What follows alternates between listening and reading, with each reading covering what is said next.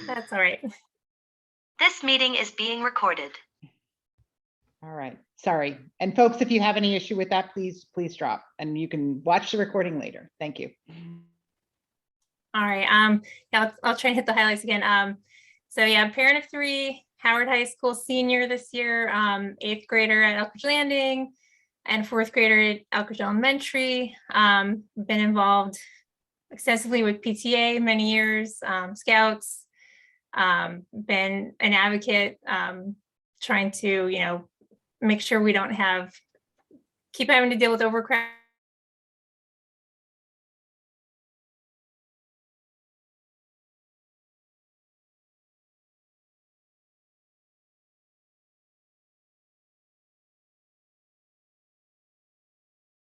So I'm trying to remember everything. Yeah, I decided to run for Board of Ed because I felt like I could contribute, and wanted to give my years of experience and some of my time to try and improve things and advocate for the children. So thank you. Thank you everybody for being here and for this opportunity. Thank you so much, Meg. Next up, we have Jacky McCoy running for Board of Ed. Hey, hello everyone. Can you hear me? Yes. Okay, great. I've been having technical difficulties, so I've been wrestling this technology. But anyway, my name's Jacky McCoy. I've lived in Howard County for about 25 years with my husband and 3 of my children. All 3 of them attended Howard County high schools, and they graduated from the schools. I'm an educator. I have been in education for 35 years, and in various forms. I have homeschooled. I have been an educator in a private faith-based school. I have been a middle school, public school educator, as well as a high school. I ended my education career in the public realm at Long Reach High School. I am seeking the seat on the Howard County Board of Education because I think I have a unique set of skills that will help to improve the outcome of the entire school district. My first degree is mechanical engineering, so I've got that kind of thinking, as well as I have a degree in secondary education in math from Johns Hopkins. I graduated from University of Maryland, by the way, plug for University of Maryland. And so I have 3 priorities that I am seeking to promote on the board. It's real education, real access, and real family engagement. And why do I say real? It's because when it comes to education, we've got a great reputation here in Howard County, and I want to help to make it really better, because if you go beneath the surface of the data, if you don't disaggregate the data, it looks like everybody's doing fine. But I'm here to be a voice of people who may not be heard. Me, for example, I'm dyslexic. I've operated in the world as a dyslexic person, and I know what it is to have a challenge to operate in a world where people think that you have to keep pace in what's called a normal way. I've been successful in spite of that, and I really want to champion people who are like me and folks who know what it's like to not be thought of highly in this education realm. What did I say? Access to every opportunity. There are children who have been left out, and I want to be the voice of the children who have been marginalized, as well as those who have had every opportunity. And so I ask for your vote. Thank you. Great. Thank you very much. That is Jacky McCoy running for Board of Education. Next up, running for Board of Education, we'll introduce Julie, and forgive me, how do I pronounce your name correctly? It's Hotopp, Julie Hotopp. Hotopp, Julie Hotopp running for Board of Ed. Okay, 3 minutes. Yes, thank you. Oh, that's funny, there it goes. Thank you for hosting us today. I'm running for the Board of Education because of my passion for education, particularly science education. I'm a scientist and professor with a lifelong dedication to educating the next generation of science leaders and encouraging STEM experiences and careers. I'm the mother of an 8th grader at Wild Lake Middle School and a 1st grader at Bryant Woods Elementary School. I am running for the Board of Education because I want to ensure that Howard County maintains the highest quality education system. The most pressing issue with the school system involves ensuring that every student has the best opportunity to learn and succeed in life. We currently don't have enough capacity and development continues. We need new schools so that every child has a seat in a brick and mortar classroom instead of a portable. Our children wake at the crack of dawn to get on buses in the dark, falling asleep in their classes. We need appropriate school start times that align with our children's biological clocks. Relative to the nation and adjacent jurisdictions, we significantly under-identify students as needing special education services.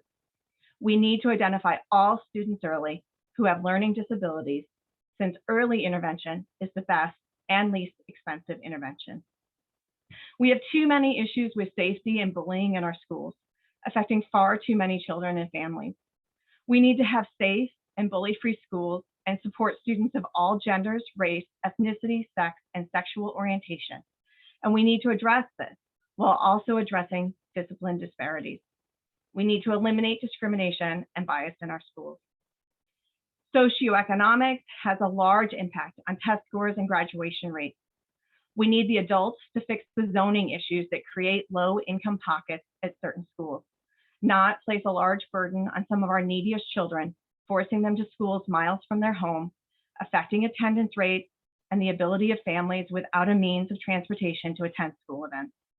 We need to use our limited resources on effective strategies to ensure that all students succeed and live up to their potential.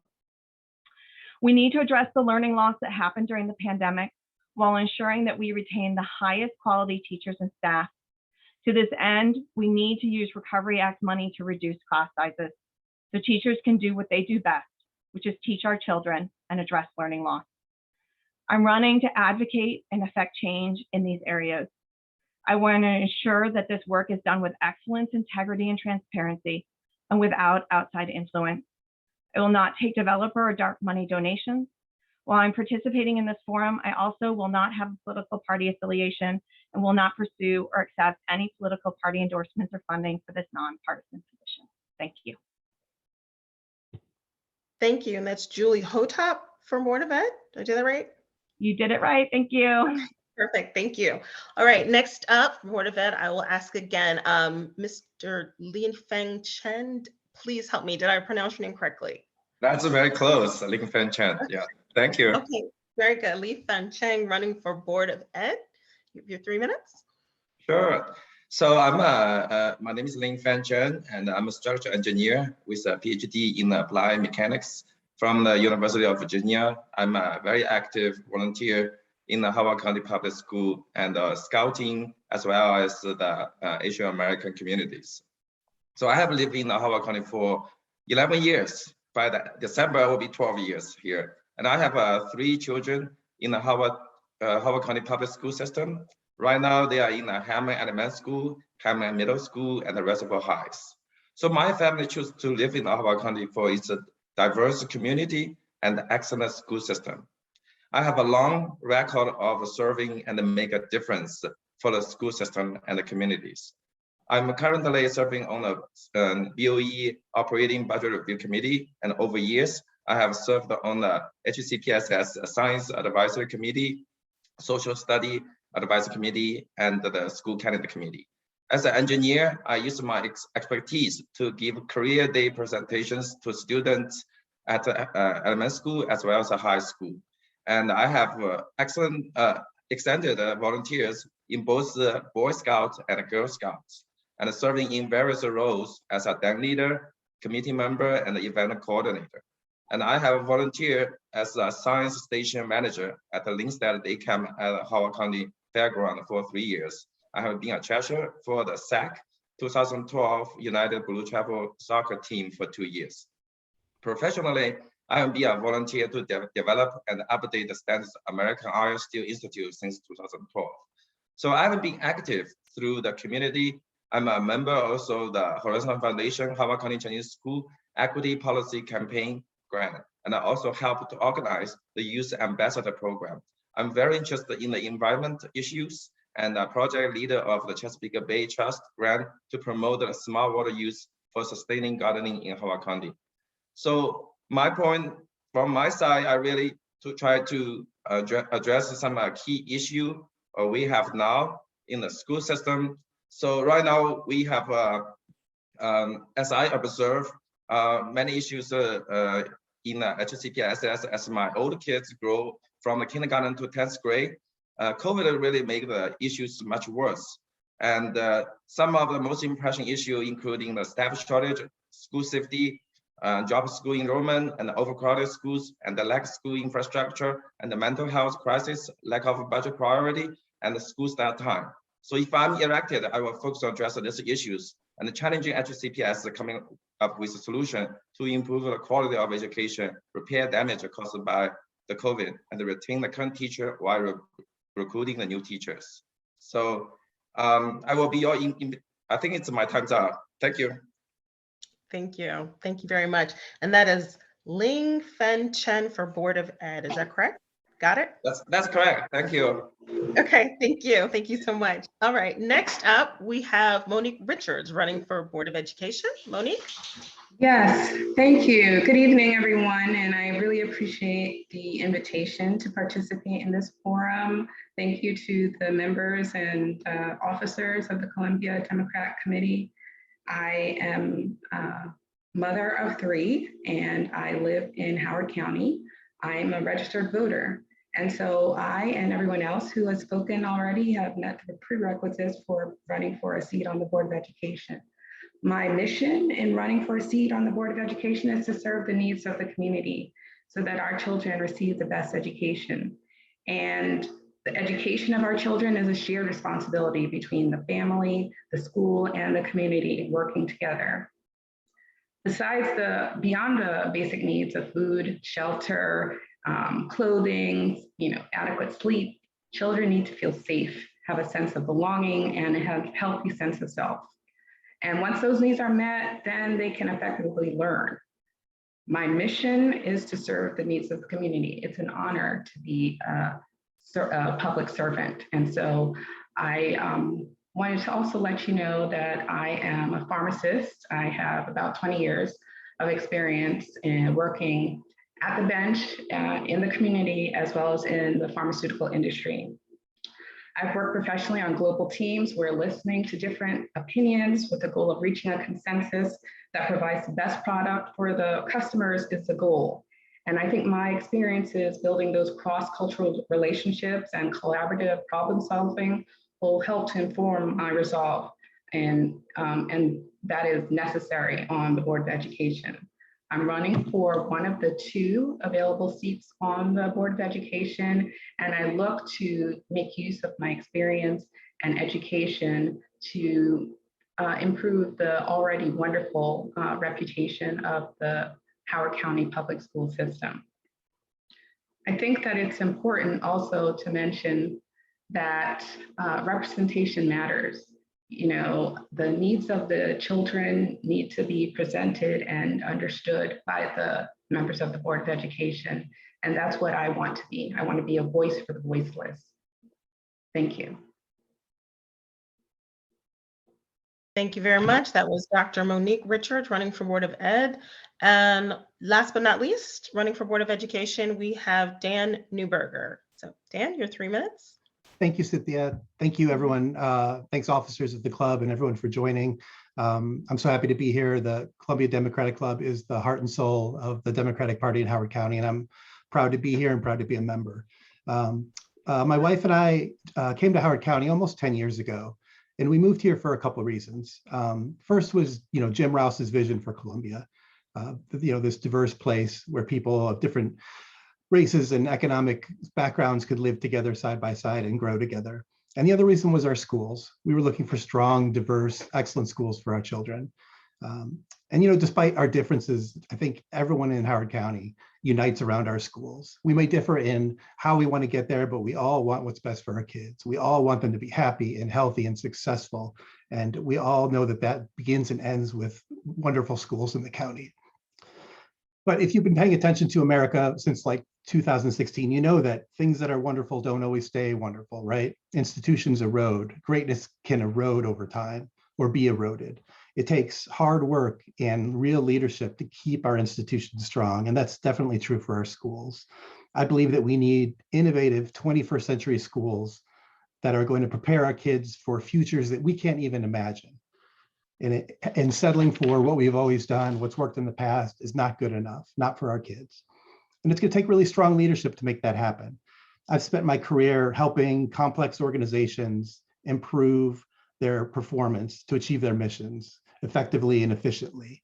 I have experience in oversight roles similar to what the Board of Education does. And I'm excited for the opportunity to try to help push our schools to continue their greatness.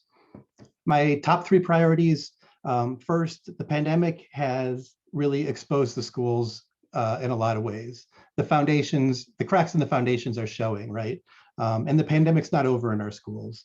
The mental health impact, the learning loss, the social and emotional relationships and development that's been stunted. There are real consequences. It's going to take hard work for us to dig our way out and get the kids back to where they need to be, the kids and the teachers. So I think we need to have really comprehensive, data-driven, strategic plans for each school to make sure each school is getting the resources and the care that it needs. I also believe that we need to invest in our 21st century schools by investing in those leaders that we need, the leaders in the classrooms, the leaders in the principal's offices. Those are the folks who are going to get us there. And we need to be investing in hiring the best, retaining the best, developing them along the way. And finally, I really believe so strongly that we need to ensure that every student in the county, no matter where they live, no matter what their zip code or their race or the language they speak at home, every student is getting what they need. They're getting the opportunities and the challenges and the support and the resources so they can be successful in Howard County Public Schools and beyond. Thanks so much. Dan Newberger, running for Board of Education. Thank you very much. Okay, guys, let's get into the heart of it with some questions. First question is going to be for, I think we'll start with Julie Hotopp. First question, the Columbia Democratic Club is committed to fighting discrimination and advancing social justice. Do you share this commitment? And if so, what is an example of something you've already done to advance these values in your community? So discrimination and social justice, right? And is the timer going to start? Can you hear me? Yes. Okay. We can hear you. Thank you. Is it 3 minutes or is it 1 minute? I just want to check. 2, sorry. Okay. I just wanted to check. You added it 3. Together. Okay. All right. Let me know when you have the timer together so we can make sure she gets the proper time. I do love Good? this timer. I was writing down the names so I can use it in the rest of my life. Yes. Thank you to Dawn and Linda. That's Yeah, good so apologies. I forgot to change the time. It's now on 2 minutes and I'll start it. Just, I'll give you a second to start, Julie, and then I'll hit start. Okay, thank you. Ready? Okay, Julie. So yes, what have you done to advance values of fighting discrimination and advancing social justice? Yeah, so there's several things that I've done that I'm really proud of. One relates to my work. So I am funded by the National Science Foundation. And part of that funding is actually to do outreach to communities. I have done outreach to low socioeconomic schools. And I also take students of that are underrepresented minorities in STEM into my lab and provide them opportunities to engage in science in a way that I hope will increase diversity in science. I think that science is a really great opportunity for upward economic mobility, particularly biomedical science, where you can have your education completely paid for. And that was my path. I came from essentially a Title I school, community eligibility school. And because, my education was paid for, I was able to get my doctorate and have been pretty successful with that. One of the other things I've done recently that I was super proud of was at Wild Lake Middle School, which is a predominantly minority school.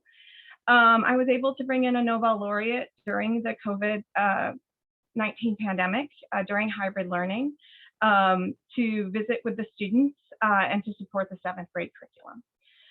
And it was really a happy thing to do. There were not a lot of bright spots during the pandemic. And I really enjoyed giving those students the opportunity to interact with a scientist at that level, and a scientist that was working in many of their areas that they were studying, including marine biodiversity, and being able to feed the world. I'm going to leave it at that.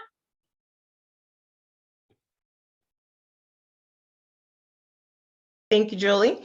All right, same question. How are you committed to fighting discrimination and advancing social justice?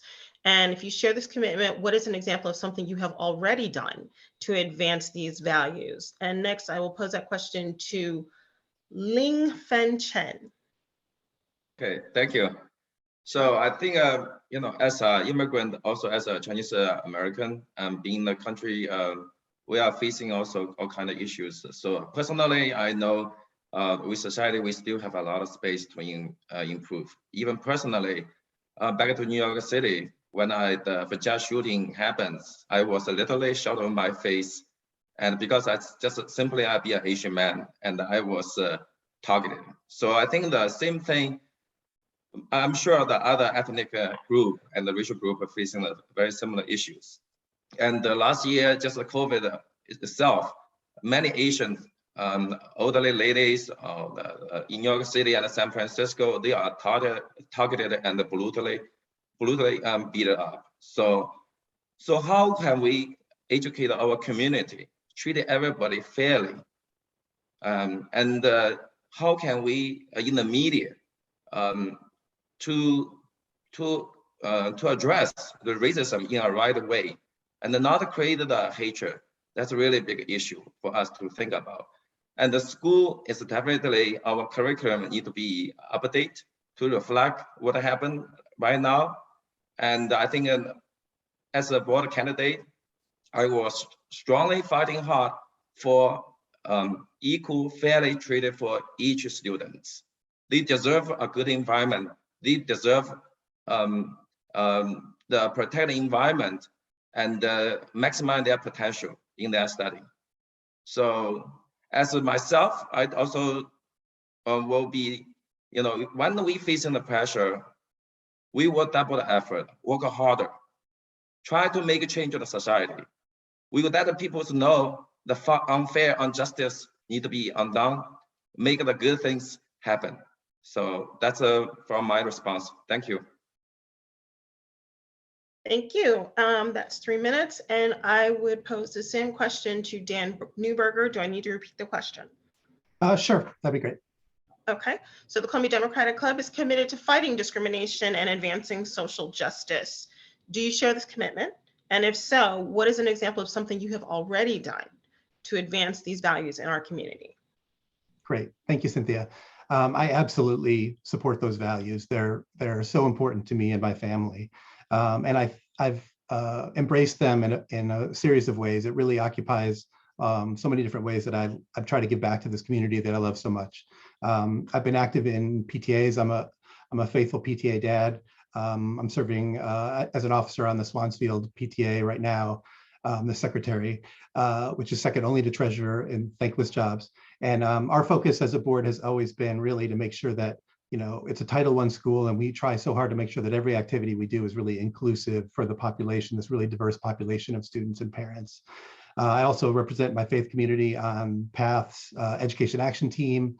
But the thing I think I'm most proud of that I've done for the cause of social justice here in Howard County has really been co-leading the Living Wage Howard County Coalition. And we put this coalition together last year, mobilizing around one of the recommendations of the Racial Equity Task Force, namely that so many workers in Howard County who work here can't afford to live here because they're just not paid enough.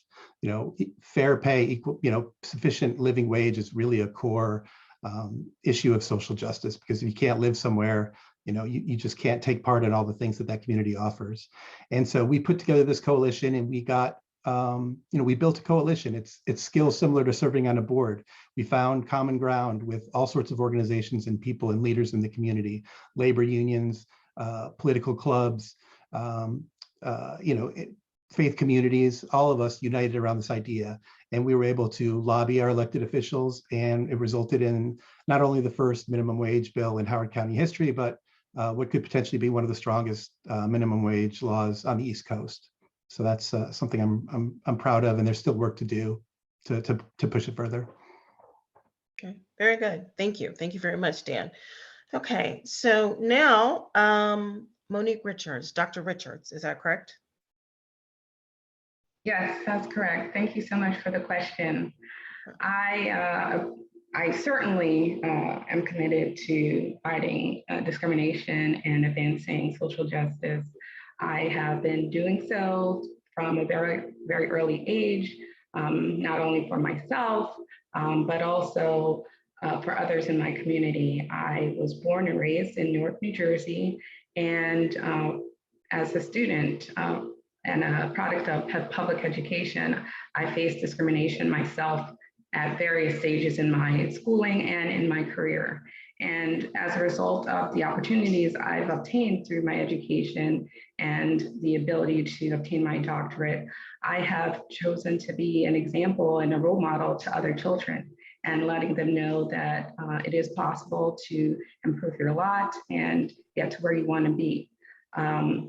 One of the other things that I've done in the healthcare field, because health is also a social determinant and an aspect of social justice, is volunteer in the Baltimore community, providing healthcare to children and vaccines in the Baltimore community. And I also have taught my children how to face the discrimination that they faced in schools.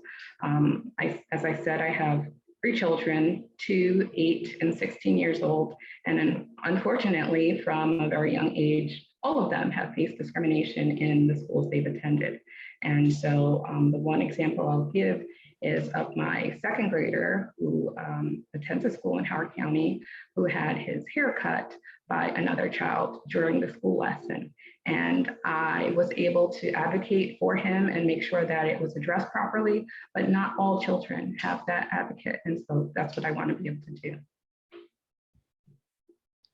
All right. Thank you, Dr. Richards. Okay. And then I will move on to Jacky McCoy. And again, the question is, CDC is committed to fighting discrimination and advancing social justice.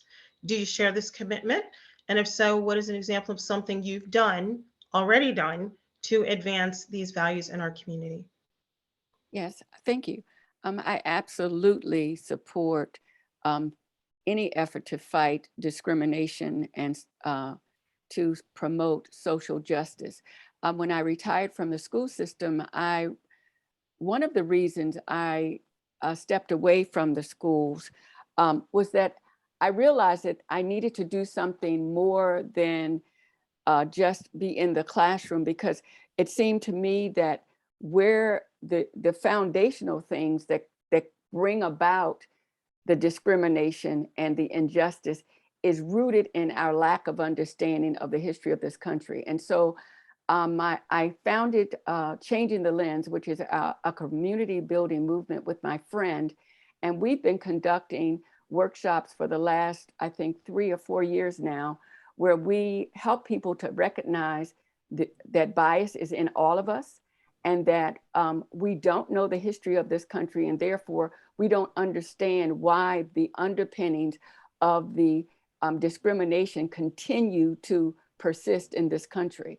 And so we've been doing that. But outside of that, I've always worked with young people. And so within the community, I've been a part of Speak Up HOCO, that's what it's called right now, but it was called Youth in Conversations, where we bring together high school students from all around the county to discuss challenging issues about race, class, stress, whatever is on their mind, so that they can get to know one another and not just operate from a perspective of bias because they don't have relationships with people who are from different parts of the county.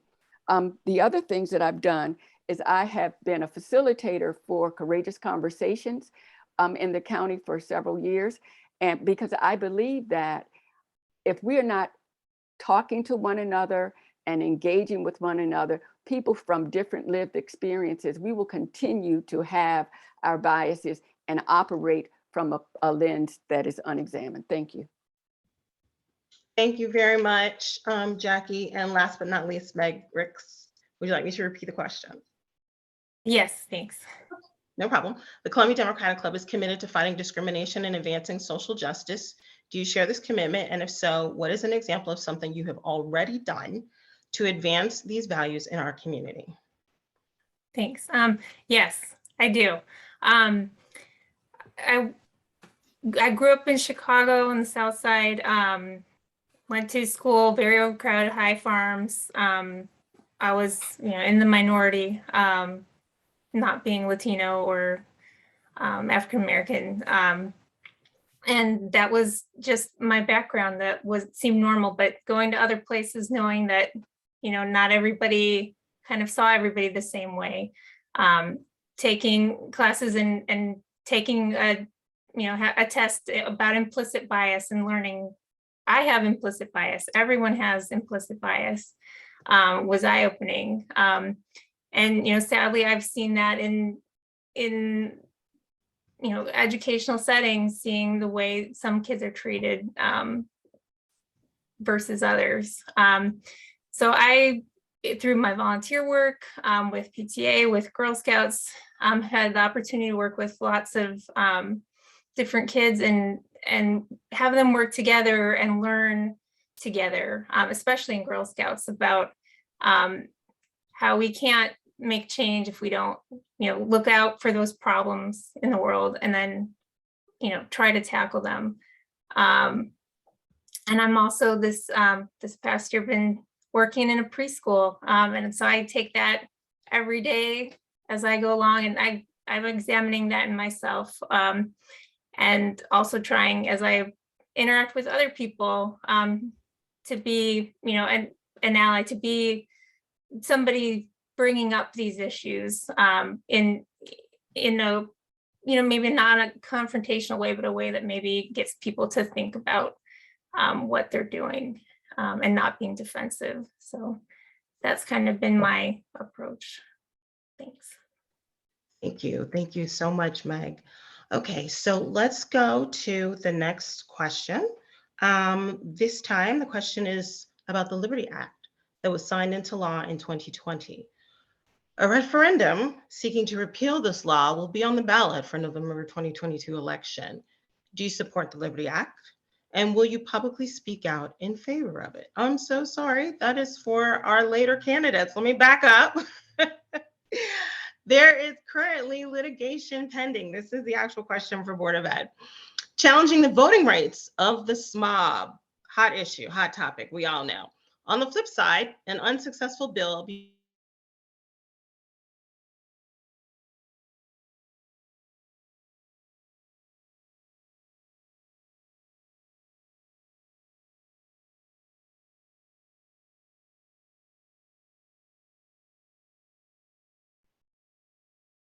This meeting is being recorded. Thank you. Okay. I'm sorry, Jacky McCoy. Sorry. Yeah, no problem. Where was I? Yes, I think that Howard County has the right balance. I think there's to give students a voice on the board where it counts, and also recognizing that there are limits to what they should have a vote in participating. And so yes, I do support students voting on the council, but I believe that it should be as I think the way that Howard County has it currently. Thank you. Thank you very much. So this goes back to there's next question, same question, sorry, will be for Dr. Monique Richards. There's currently litigation pending challenging the voting rights of the SMOB. There was an unsuccessful bill before a state legislator this year would have expanded the voting rights of the SMOB. What is your position on the student member of the Board of Ed and their voting rights? Thank you for the question. I I support the current state of the voting rights of the student member of the Board of Education. I have observed and attended Board of Education meetings and seen how valuable the student member of the board is to the presentations that are given. And I think that the items that the student is permitted to vote on are appropriate, especially since that student member is not yet eligible to vote in, regular elections. And so I think it's a great opportunity for the student to gain experience participating in a board and gaining exposure to the issues that are present across the county and not just in their own schools.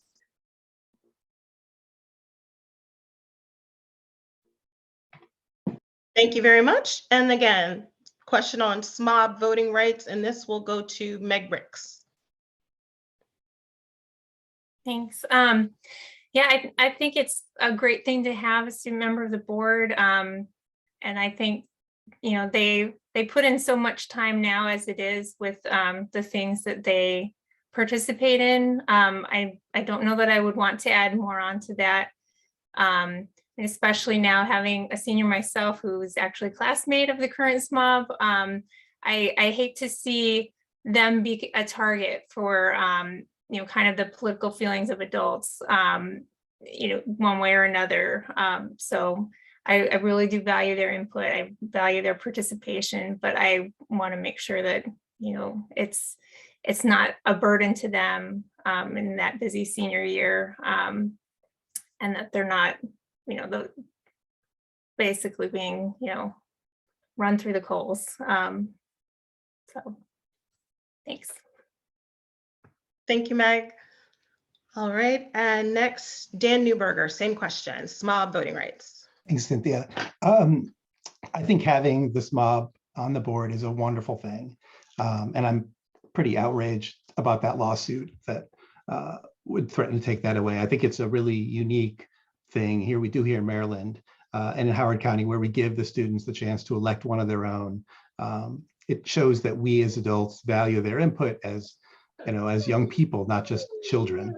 And we see them as, key stakeholders in education, right? They have a big, stake in what happens in our schools. They're the ones living it every day. And I think giving them the chance to have a voice is a wonderful thing.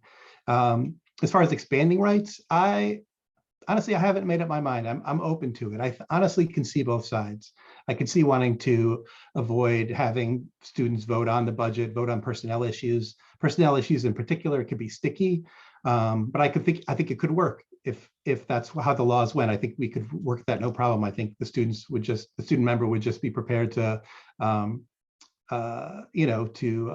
recuse themselves like any other board member would if they had a personal conflict or an issue where they couldn't make a vote regarding a personnel issue. Budget, I feel a little stronger about. I think budget is where organizations really put their values into action. Of all the things the board does, voting on that budget every year is one of the most critical. So I think if we're going to really have a student member of the board and not let them vote on one of the most important things that the board does.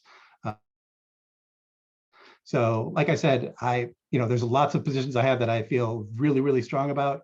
The question of what degree the SMOB voting rights should be, I'm sort of undecided. I think we could make either way work, but I think we absolutely have to defend having that student member on the board. That's just so important to our students and our community.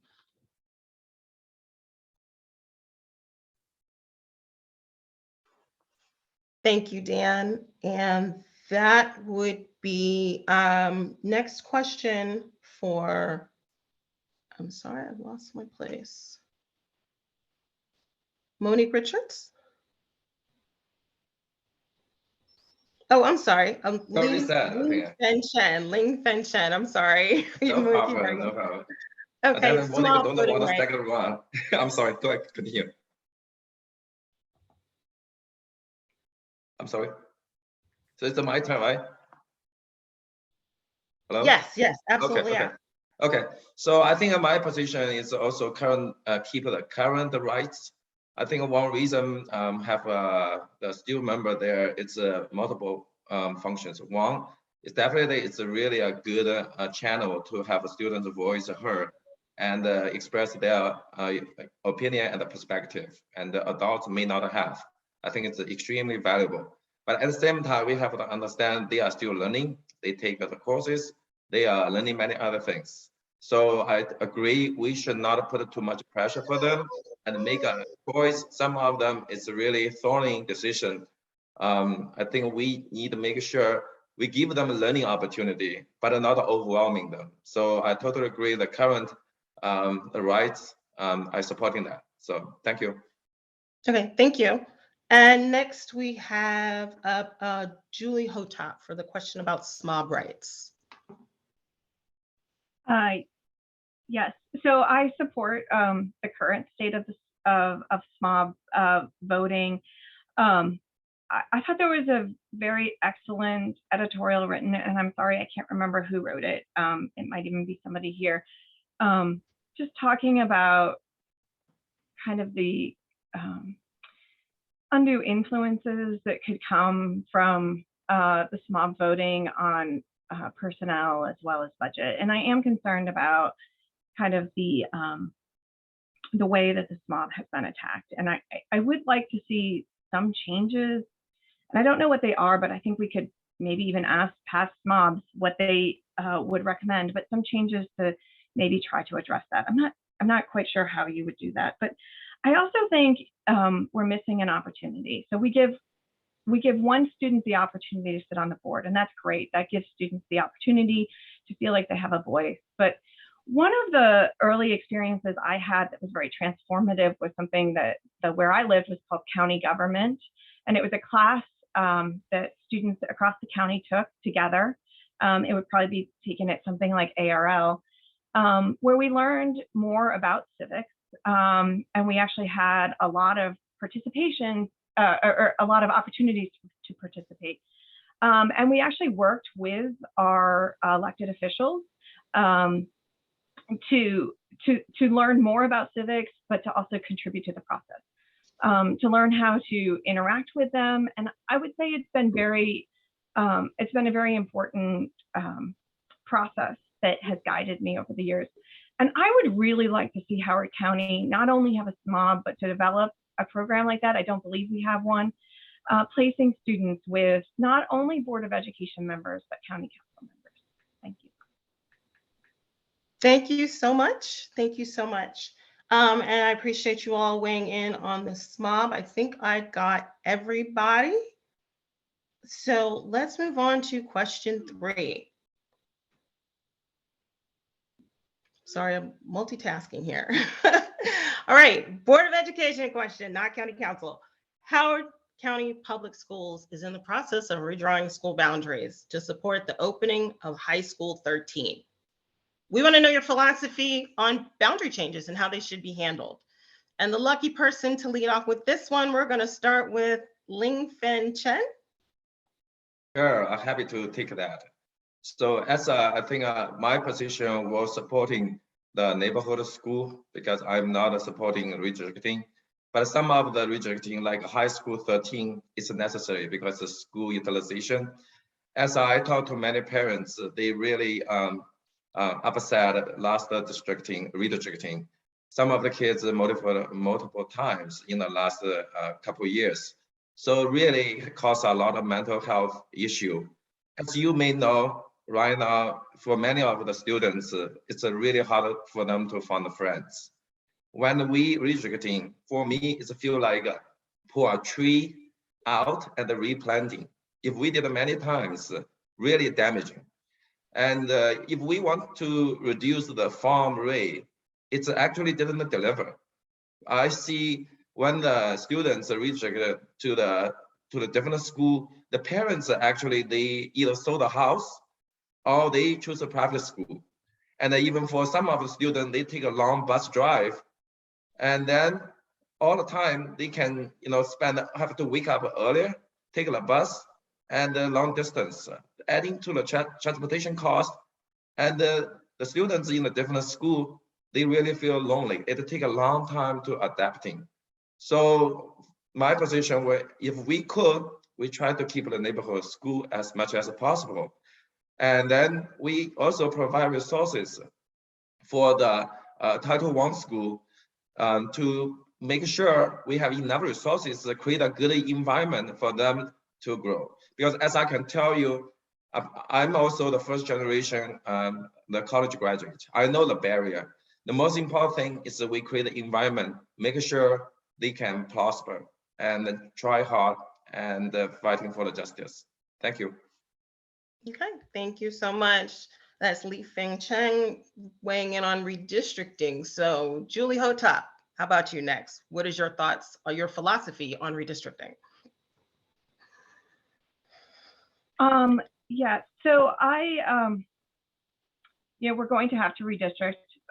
One of the problems with redistricting, in my opinion, is our lack of school capacity.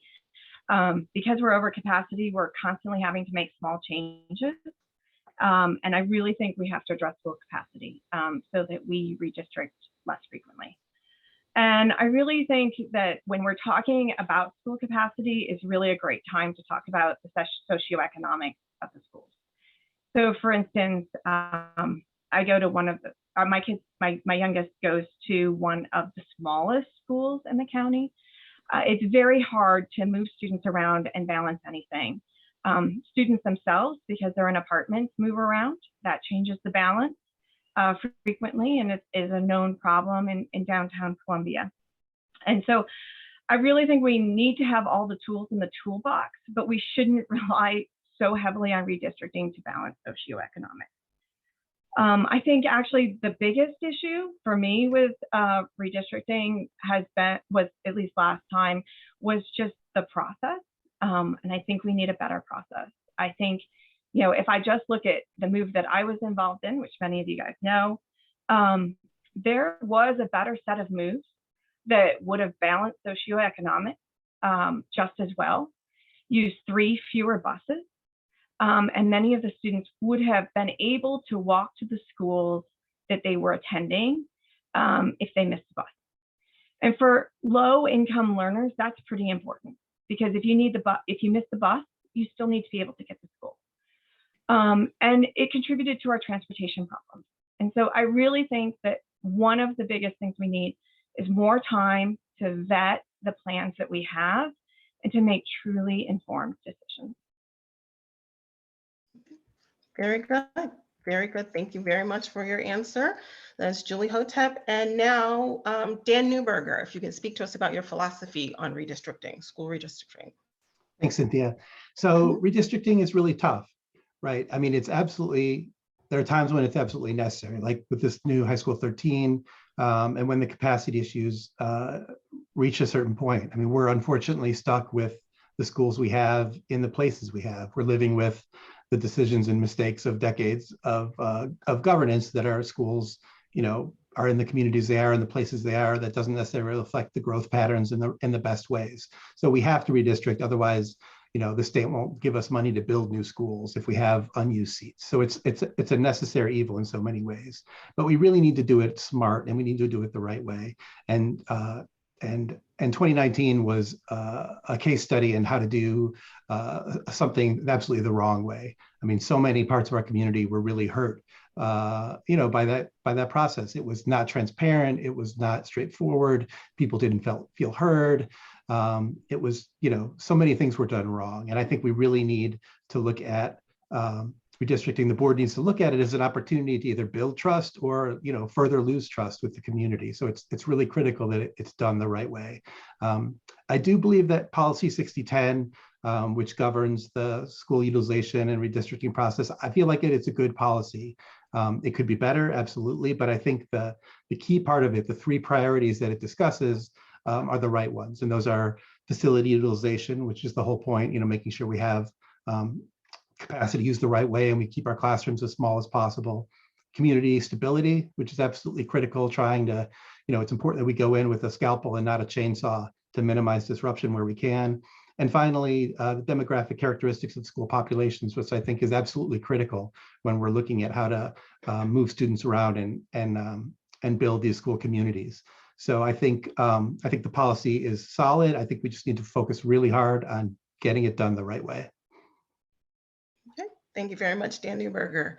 And now Jacky McCoy. Is it Dr. McCoy or Jacky McCoy?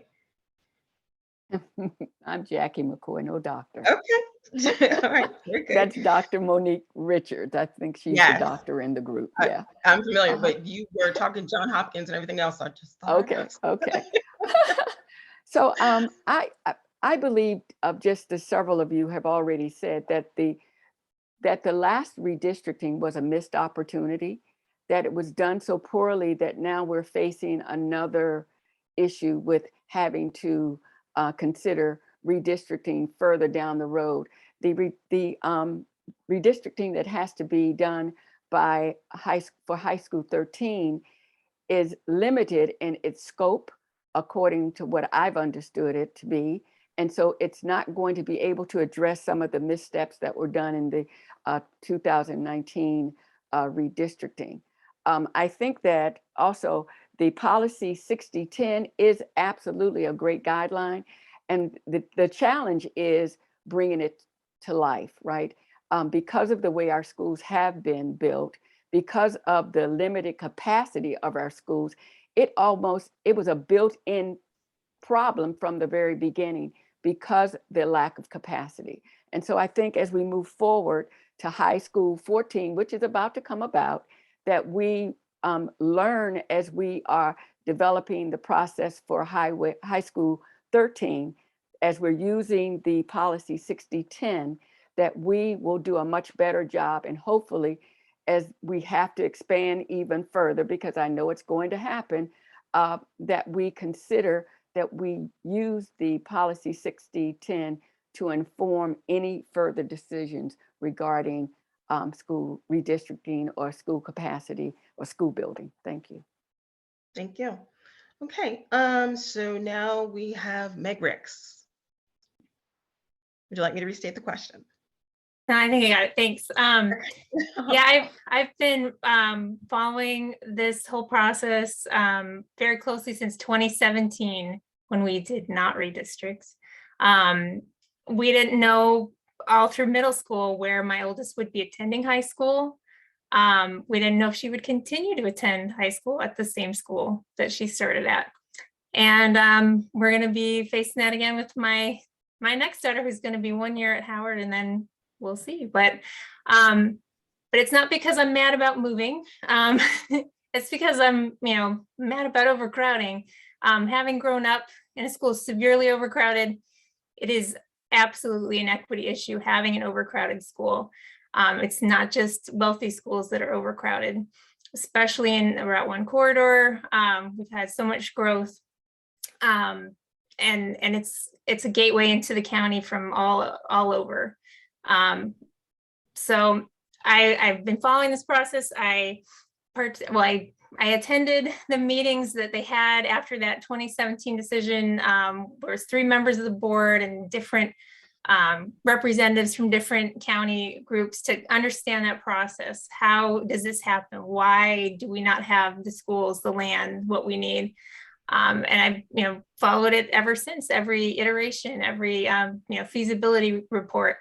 And this, I was an alternate for PTAC on the 6010, the latest revision. Personally, my feeling is number one, we have to deal with capacity. And then those other factors help us to make the best choices to do that. We don't want to create a new problem when we're trying to solve one. We don't want to exacerbate, concentrations of poverty or moving walkers if we can help it. We want to make a better plan. So thank you. All right, thank you. And then Monique Richards, your philosophy on school redistricting, please. So I will tell you that I wasn't a party to the discussion when the redistricting happened in 2019 because my family moved into Howard County last year, 2021. And I decided to place my hat in the ring because I see how important it is for those who don't have a voice to have a voice.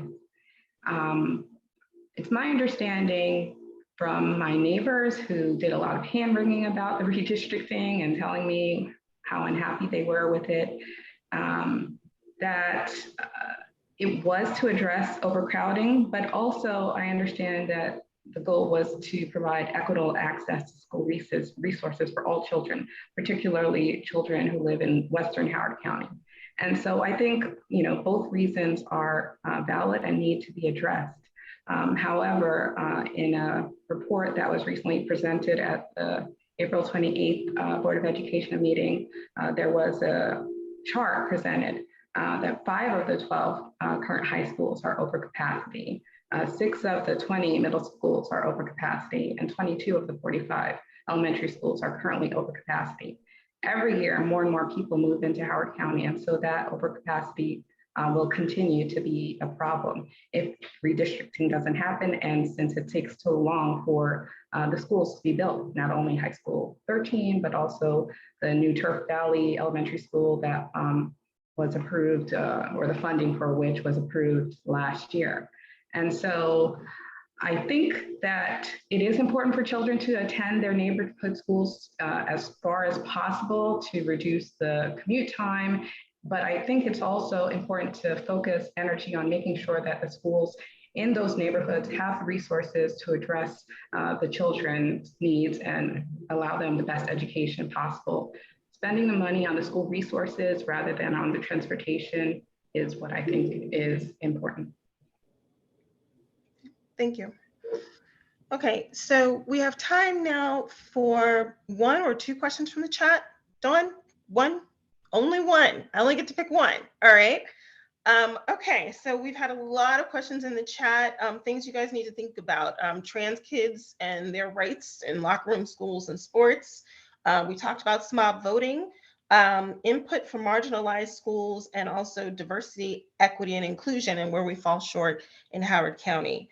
I think where I'm going to land is actually input from marginalized schools. How do you decide what students at the marginalized schools and their teachers and their staff actually need or want? What methods will you employ to make sure, as we talk about giving voiceless people their voices, what methods will you employ to actually speak to these people and understand their needs? So I'm going to start with Dan Newberger. Thanks, Cynthia. I think that's a great question. So thanks to whoever put that in the chat. I think we definitely need to be listening to the community more and building more processes and avenues for community input through the PTAs, through community forums. I mean, there's a ton of things that we can do that it's only limited by our imagination and our want to do it. I think almost a more critical issue, though, is once you have that information, what can you do about it? We have a very top-down school district where the superintendent imposes policies, down on the schools, and there's very little room for principals to have differentiated programs, differentiated services for their population. So I think that's something I would be most interested in addressing is, we've got a lot of different schools with a lot of diversity, but the principals don't have a lot of freedom to tailor what they deliver to those populations. I think we can explore that. Yeah, thank you very much. Same question, Meg Ricks. Yeah, I think we definitely don't get good results when we're only listening to the loudest voices. We need to make sure that we're getting the real deal information on the ground, and we need to talk to people. We need to talk to the teachers. We need to let them have an avenue to share things that that they're facing, and we need to make sure that we're reaching out to communities and families in ways that they will actually be able to participate. One of the things I would really love for us to do better is our communication, especially in languages other than English. I have neighbors that didn't know that there was school on President's Day when we made that change, because it only comes out in English. I think we can do a lot better there, and we need to do better to make sure that we're reaching all the families and actually finding out what's going on. How are we doing? How can we improve? We need all those voices. Okay, very good. Thank you so much. Jacky McCoy. How are we reaching out to students in the marginalized, student staff and parents, educators in the marginalized schools to find out what their needs actually are? What are your plans? I think that because of all the technology, we've kind of gotten kind of lax in recognizing that technology is not the only way to communicate. You know, when we send out emails, we send out through Canvas or whatever method that they use. There are families who don't have access to those things or don't recognize the import of following those things. And so some old-fashioned ways of going door to door, I don't think people have done that, actually doing surveys, walking through neighborhoods, talking to people, engaging with the families, rather than expecting them to come to us. We need to go to them. I think that's been an issue with the Board of Ed for a very long time. Even the location of the Board of Ed building makes it very difficult for families who don't have access to transportation to have their voices heard. And so I think it's very important that board members, administrators, those people making decisions are out in the community, canvassing the communities, finding out what people, those marginalized people, desire to happen in their schools. Thank you. Okay, thank you. Okay, so same question for Julie Hotopp. Yeah, so I think Meg is spot on that everyone needs to have communication in their own native language, at least to every extent possible for the major languages, particularly for communications coming from central office that would have the resources to do those translations appropriately. And I think Jacky is spot on too with the door-to-door. Because, you know, I attend PTA meetings, I attend PTAC meetings, I attend community forums, breakfast with the board. They tend to be attended by a certain subset of people like me. And I don't think we're particularly representative. We can try to represent other people's interests, but that's not the same as hearing other people's interests. And so I really, you know, during redistricting, one of the board members was asking me what people felt in one polygon. And so it was a low income polygon. It had to do with the plan that I thought balanced just as well, had fewer buses. So I walked over to that polygon and I used my phone so that they could call the board member and let the board member hear what they had to say. And I think that's really important to do. Okay, thank you. Monique Richards. Oh, yes, I appreciate the question. I think that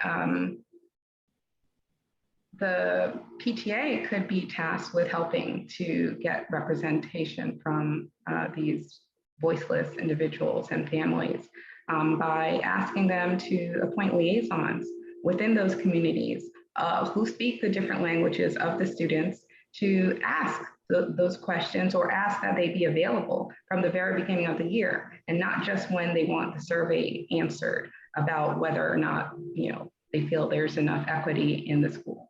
And so I think by identifying that and letting the community know that we're interested in the answers to those questions so that they will be called on throughout the year to provide that input, in addition to the other good ideas that have been shared by the other candidates, I think implementing all of these tools would help to get more feedback from the communities who don't often get to weigh in on what needs are needing to be met.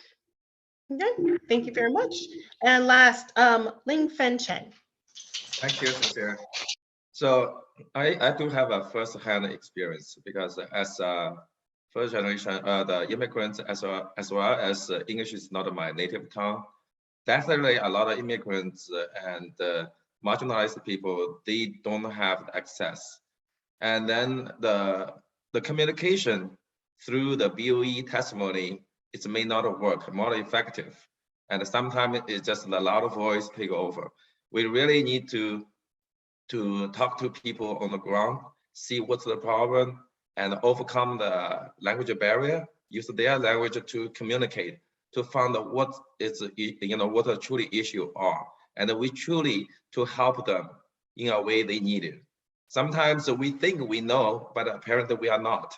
We actually solve the problem in the wrong way and make the problem worse.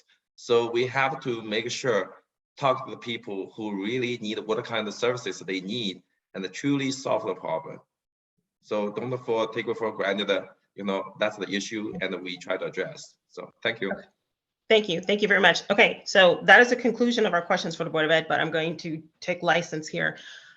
I couldn't decide in the chat. We're going to do a lightning round. We got 10 seconds on the clock. I'm going to throw a huge issue out there. Talk to me about trans kids and their rights in school. You got 10 seconds. I'm going to start with Megrix. Hold on. We got the timer going? Okay, go ahead. Oh, yeah, we need to support every kid at school, every single one, whether it's popular with everyone or not. Fantastic. Thank you. All right, 10 more seconds on the board. Jacky, McCoy, I want to hear your thoughts very quickly on trans kids in school. We needed to cover this. I think everyone has a right to live the life that they have, and that there should be no barriers. Okay. Very good. Julie Hotopp, your 10 seconds start now.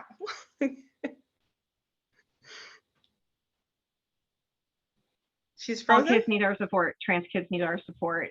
We need unisex bathrooms.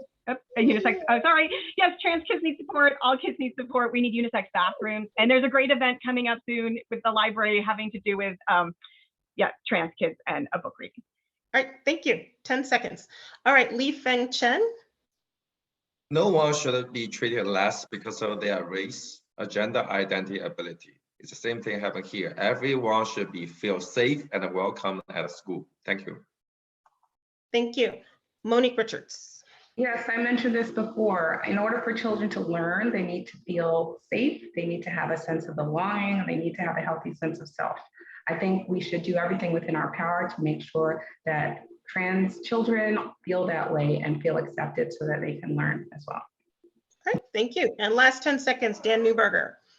We need to do everything we can and more to keep our trans kids safe. They are so brave and so vulnerable.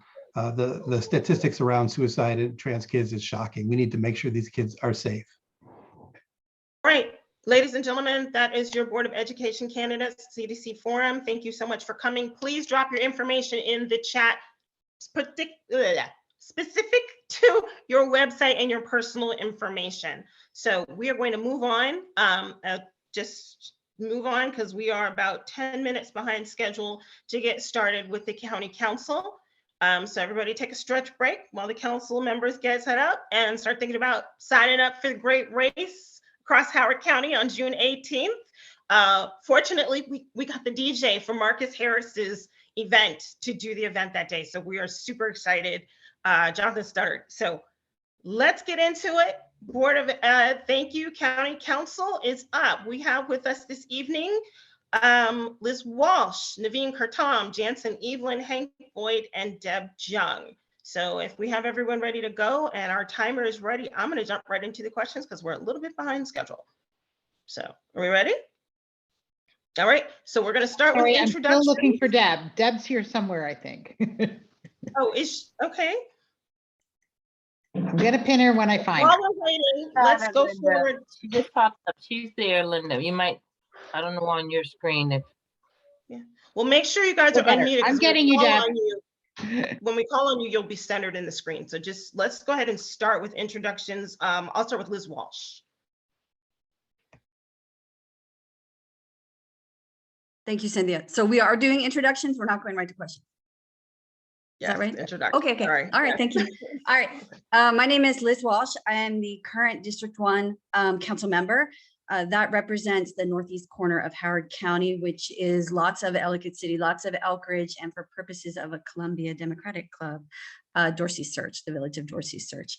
I am an engineer and a lawyer by education and profession, but mere months into my role as elected council member, I did step away from private practice in law because although in title a part-time job, I view what the obligations are at the council level to be a full-time endeavor. And certainly some of the things that I wanted to accomplish as a council member did require more attention than I could give it if I was still commuting to DC and working in big law.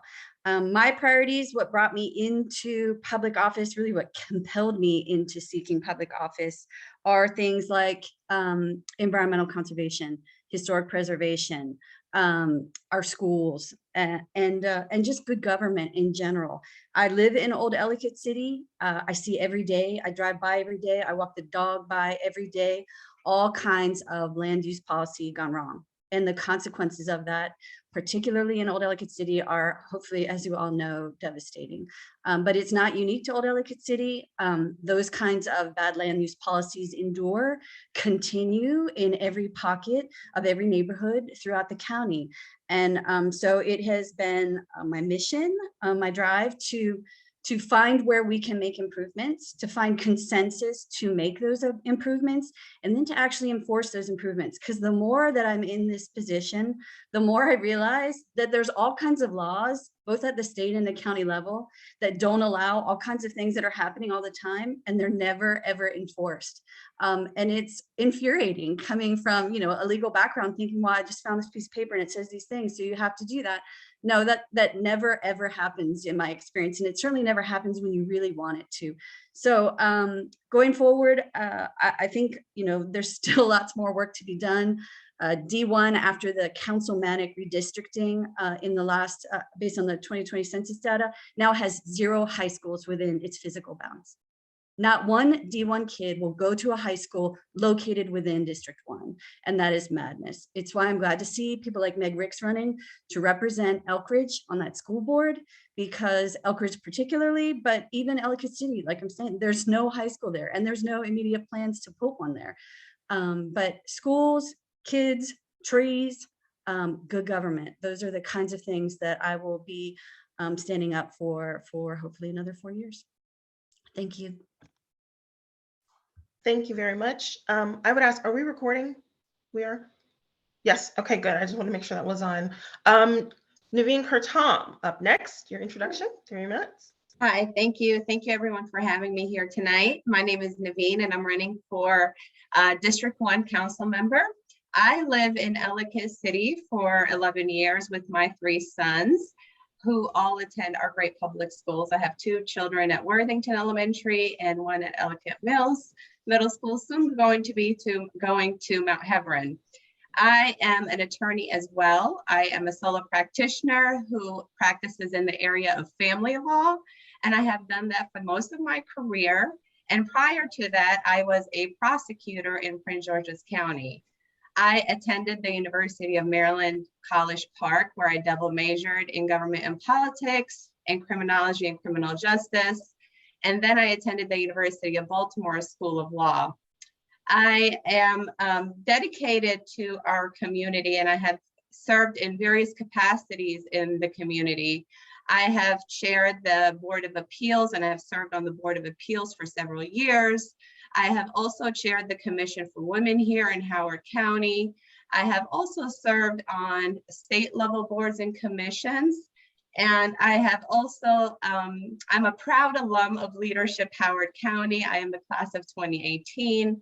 And I am also a former adjunct professor where I taught the business law at the University of Maryland. And I ran for office because I deeply care about our community.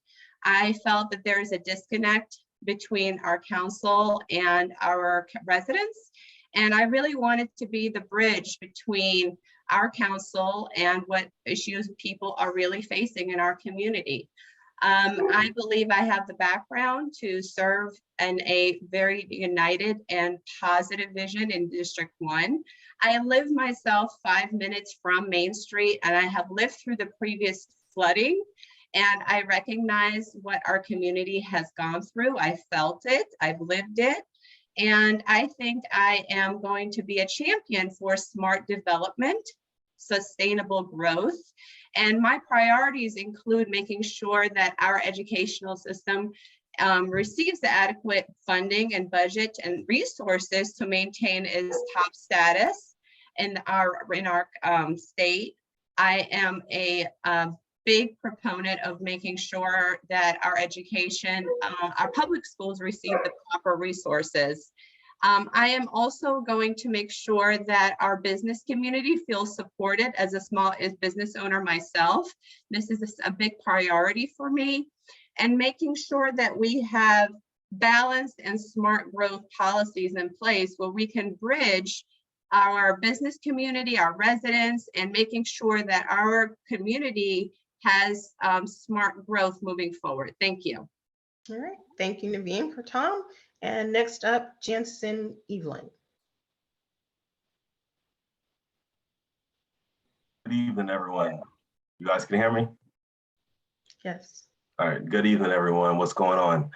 It's so great to see all your faces or blank screens. My name is Jensen Evelyn, and I am running for Howard County Council District 4. CDC leadership, thank you for performing this important civic duty and for having all of us on here. I'm an immigrant who has resided in Maryland most of his life. I'm a proud husband, attorney, I'm a girl dad, and I am a community advocate. For those who don't know me, you're probably wondering, what do I bring to the table that's not already there? Well, a lot. I bring the following: unrivaled experience. I have a decade of local government experience.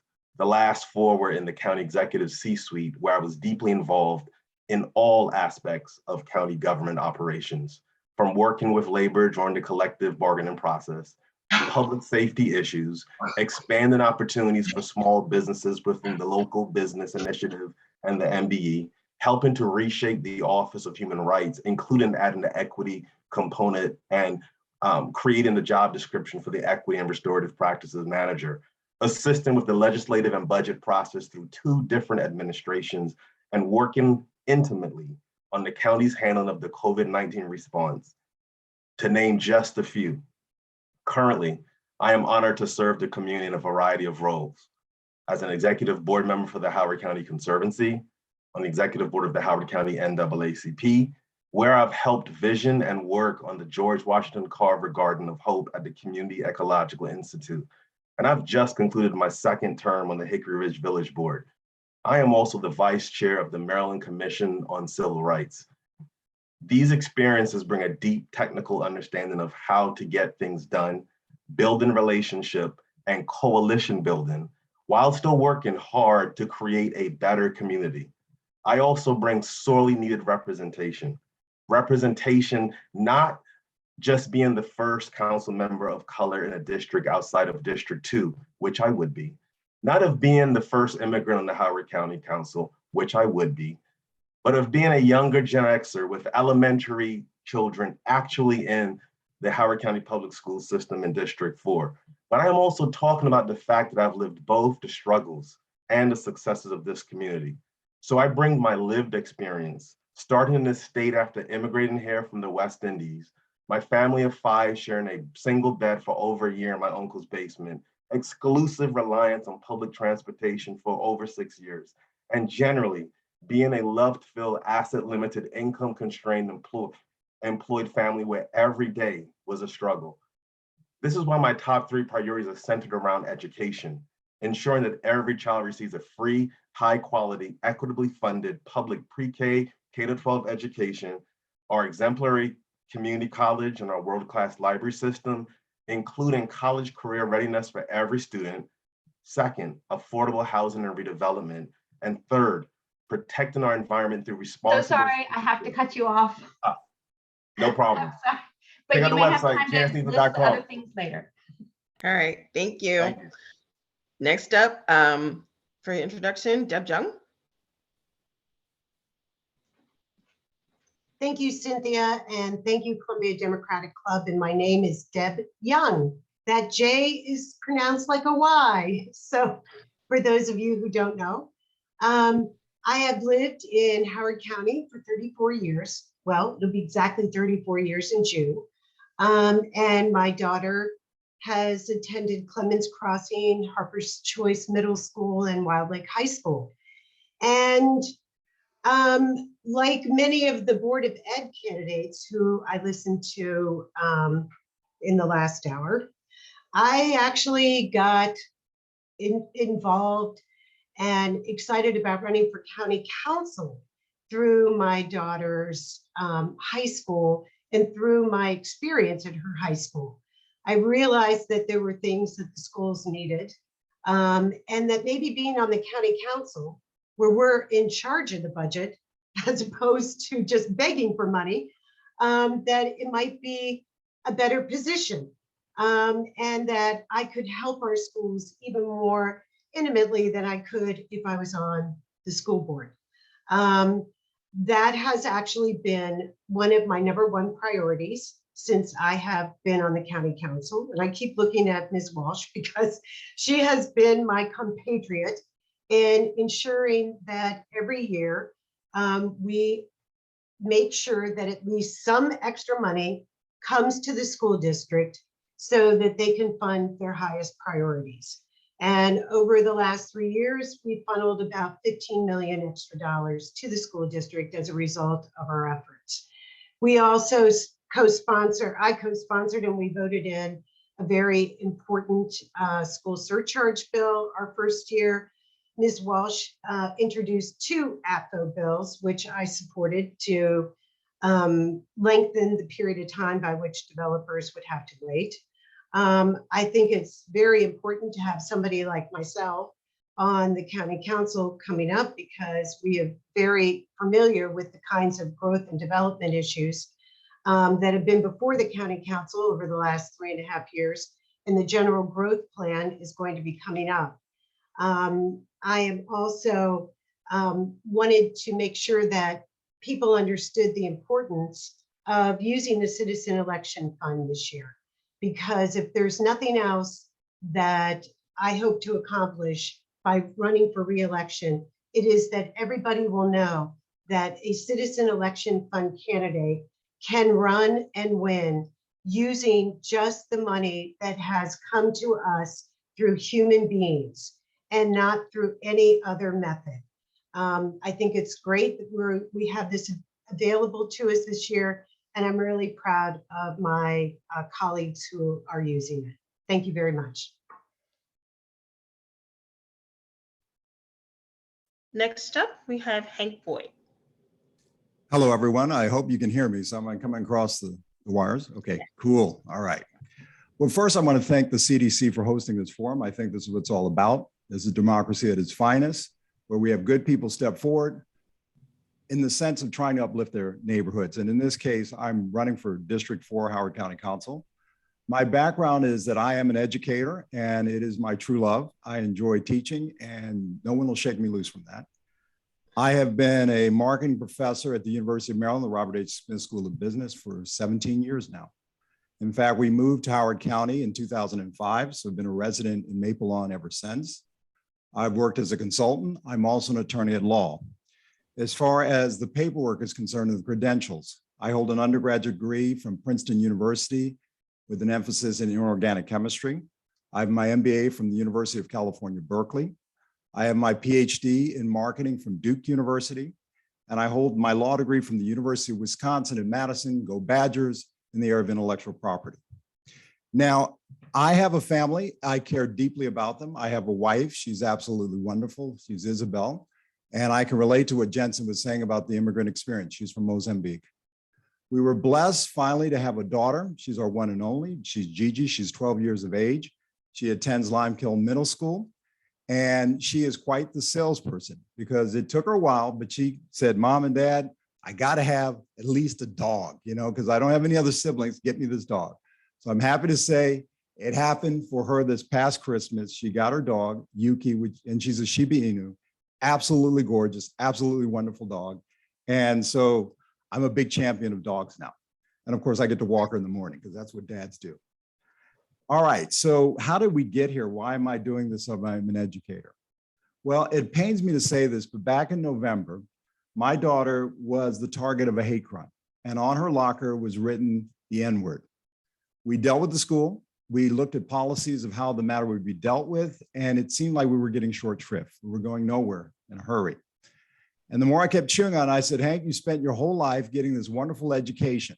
When are you going to step up? When are you going to make a difference? And I started exploring with school board or the council. The council holds serious power. The council can affect changes and also do things for the community. And from the standpoint of being in love with where I live, I'm saying that this is something I can do for the betterment of my fellow citizens. So let's do this. So yes, I came into the race under circumstances that weren't ideal from my standpoint, but I think through that badness or what was wrong in some sense, there can be some good. And that's why I'm running. So other than that, that's my story. That's me. Thank you. Very good. Thank you. Make sure I'm not muted. All right. So let's get into it, guys. We have some ground to cover. First question. All right. Sorry. This is a question you guys have heard before tonight. The Columbia Democratic Club is committed to fighting discrimination and advancing social justice. Do you share this commitment? And if so, what is an example of something you have already done to advance these values in our community? And I will start with Hank Boyd. Okay, in terms of social justice, we got a couple things going on. First, let me two-part. In terms of discrimination, I first came into the game in some sense in Madison, Wisconsin. I served as a commissioner on the Equal Opportunities Commission. And in that capacity, we would hear cases of matters of discrimination, whether it was in hiring, whether it had things going on in terms of promotion, how things were done in terms of business. And that was my first foray into the political realm. And so sitting there looking at decisions that were done by the hearing examiner, making sure everything was up to the letter of the law, was my first sort of dealing with these sort of matters. And so I felt very good about the work I did there. I served 2 3-year terms, one under Sue Bauman, who was the first woman to be elected mayor in Madison, and then Dave Szyslewicz, who came after her. As far as social justice is concerned, I care a lot about the future, especially of African-American children. I know that mathematics opens doors if you want to go into the STEM field. So for the last 12 years, during the summer, we hold a math camp pro bono for the community. It's Olive Branch Community Math Camp. And there I get to teach algebra. Now, once you get past algebra, it opens up doors. And so we've had over 500 students that we work with. They've been in public, they've been in private. Some of them have math fears and phobia. We get them over that. And suddenly they can go on at places like the good old University of Maryland, where they can now major in STEM, because getting over that hurdle is a big deal. So that's where I think we've given more access in terms of opportunity, and it's something I'm very proud of.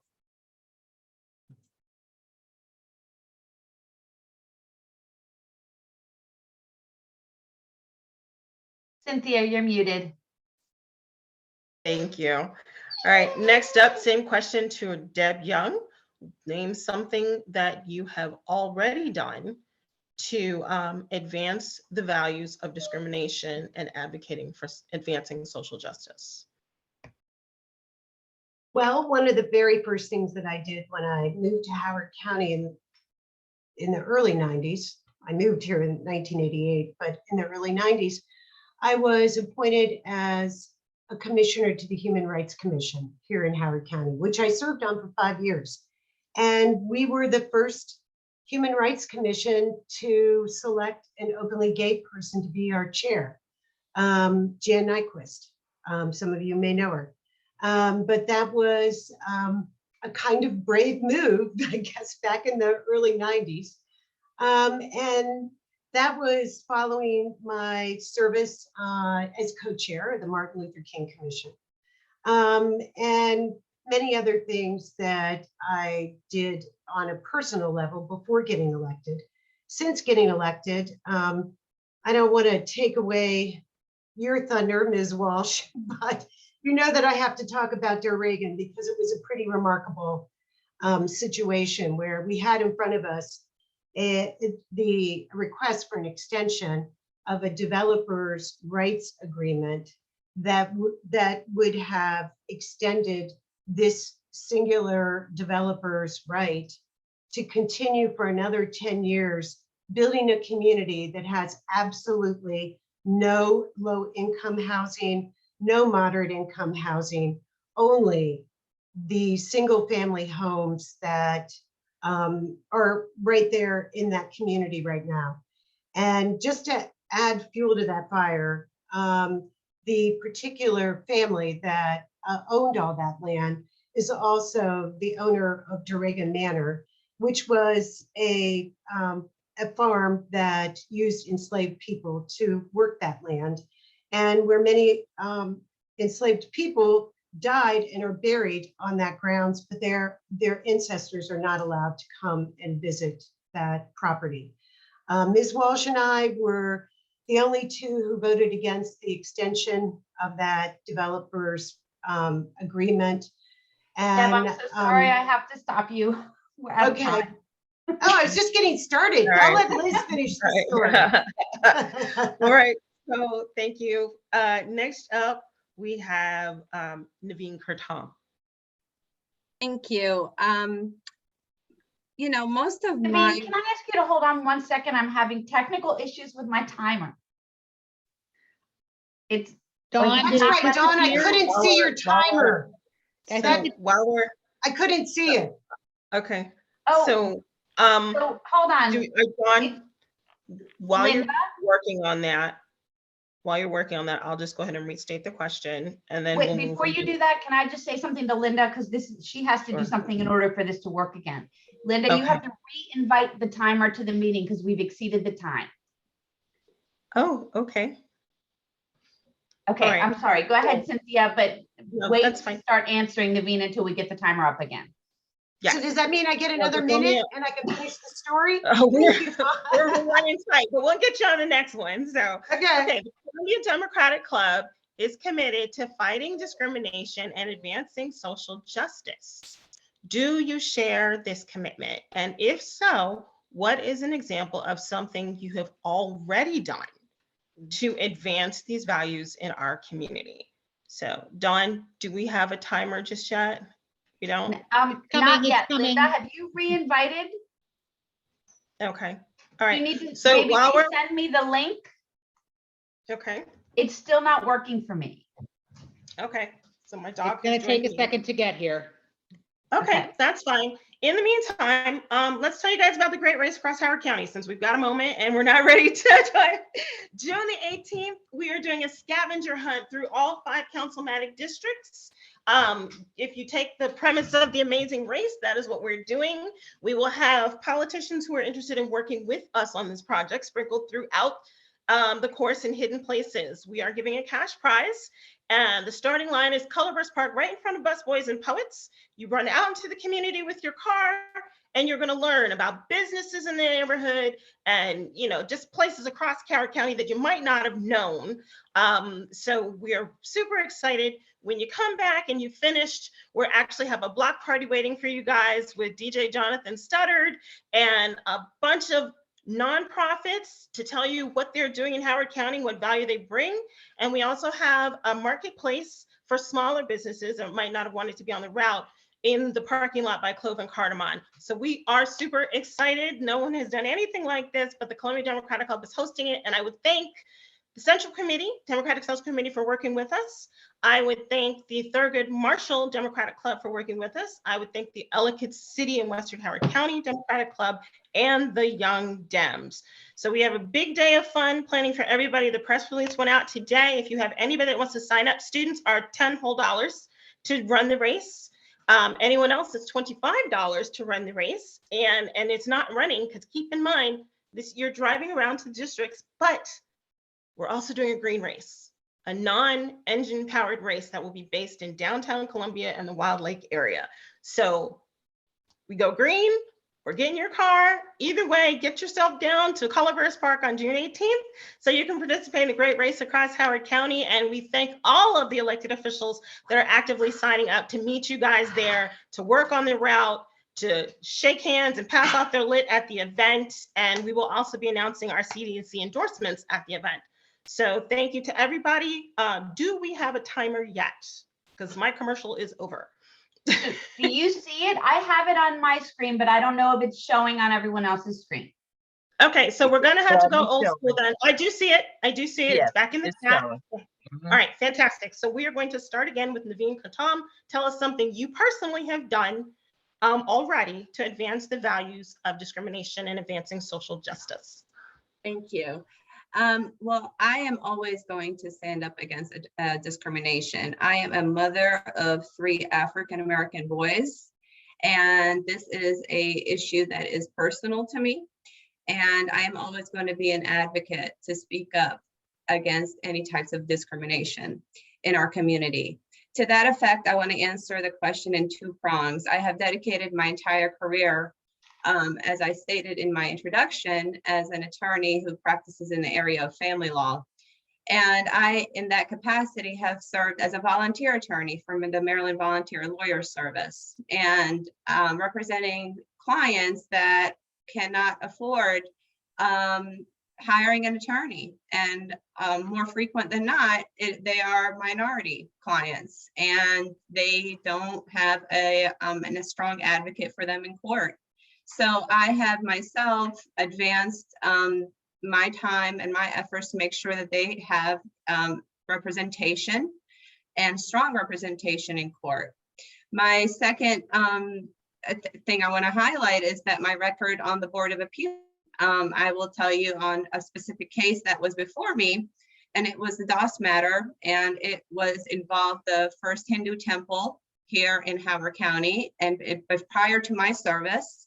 On the Board of Appeals, the request was denied, and it was appealed all the way up to the 4th Circuit.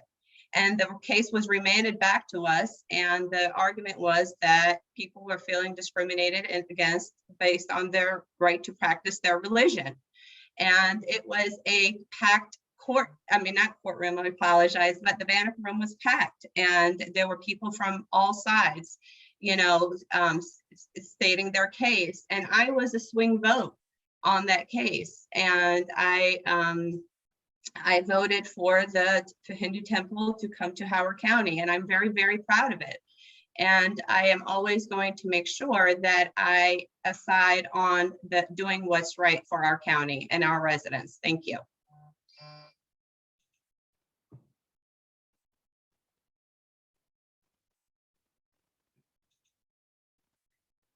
Cynthia, you're muted.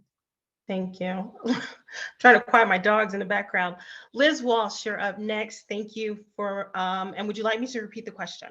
Okay. Sure. Okay. Columbia Democratic Club is committed to fighting discrimination and advancing social justice. Do you share this commitment? And if so, what is an example of something you have personally done to advance these values in our community? Yes, I do. As I'm listening to Neveen's answer, I forget, because of the last 3 years of my life, what I did do in private practice beforehand. And one of the benefits about working in big law is that you get to do big law pro bono. And so some of the projects that I've been involved with in that regard was representing the elderly tenants of low-income housing high rise in Baltimore City, the Harvey Johnson Towers, in a class action suit against their landlord. I represented a farmer, again, another class action against the United States Department of Agriculture, Black farmers in the Deep South who were denied rights and services and programming that was extended to their white counterparts. And most recently, right before I kind of ditched, working with the Lawyers Committee for Civil Rights in putting together peaceful project pamphlets for protesters after some of these, really horrific police murders. Philando Castile, Charlotte, putting together on the fly, as that there was that summer where it seemed like every 3 or 4 months there was another event where people were taking to the streets and really raising their voice. That's old Liz. New Liz, I agree with Deb. Reagan Manor really kind of broke my heart. I told you guys at the beginning, historic preservation, environmental conservation is something that really compels me to be in office. But so much historically, and not even long time ago historically, but near time historically, what we revere, what we treasure, what we teach, what we preserve is white. And we don't pay attention to the Black counterpart. And especially in Old Ellicott City, I have Fells Lane that was basically demolished to build new low-income housing. That entire former enslaved persons village is gone. It's gone. At the top of New Cut, there were log cabins that were inhabited by Black families, destroyed, and no records, no one tinkering around in the back to see, what kind of remnants we can find of those lives, of those generations of lives. And also in the West End, I testified before the United States Army Corps of Engineers. Liz, I'm sorry, I have to stop you. Okay, safe and sound. We made sure we protected West End, where again, a lot of enslaved families, generations of families live there, and that North Tunnel was extended. I'm done. Okay, thank you. All right, thank you. Yes, and as is relevant, we've been, the timer's back on. Great comments, guys. Let's keep it moving and let's keep it to the time allotted. I'm missing one. I'm sorry, Jensen Evelyn. I thought we were at the end. Sorry. Jensen Evelyn, sorry I skipped you. The Columbia Democratic Club is committed to fighting discrimination and advancing social justice. Do you share this commitment? And if so, what is an example you have personally done to advance these values in our community? Short answer is yes, I share that commitment. In fact, I would go so far as to say my entire race, even my entire life, is based on social justice, improving access, and building tables for people who traditionally have not had access and voice at that table. So what have I done? It almost will seem braggadocious to go down the list, but I serve as the vice chair of the Maryland Commission of Civil Rights. The entire purpose of that organization is to eradicate discrimination on the state level when it comes to employment, housing, et cetera. I've been the acting director for the Office of Human Rights. I was the acting director when we repurposed the office to expand and include an equity component. I am the one that wrote the description for the equity and restorative practices manager and went through the hiring process to ensure that an equity audit was done both internally and externally.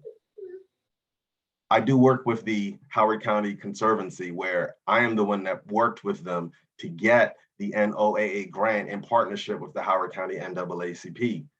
I started a community garden with Willie Flowers and other members called the George Washington Carver Growing Food Together CSA, because I believe that for too long, Black and brown and poor people have not had access to natural spaces.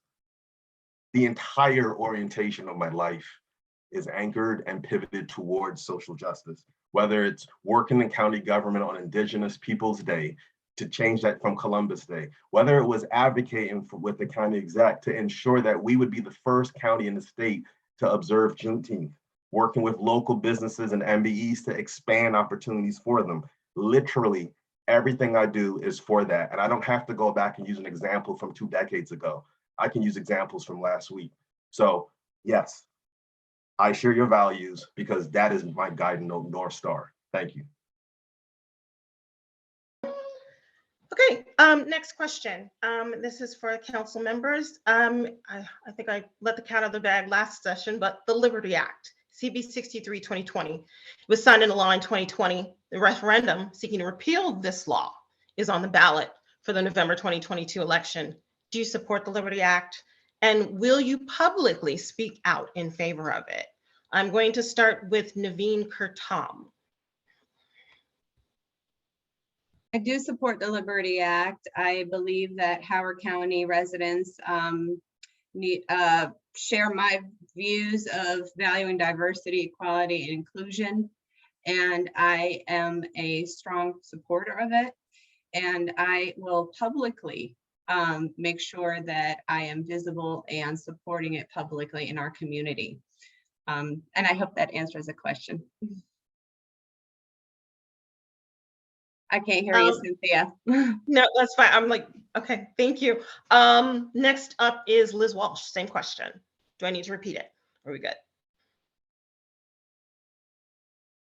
Yes, I do support it. I did support it when it was before the council, and that's how it got on the referendum.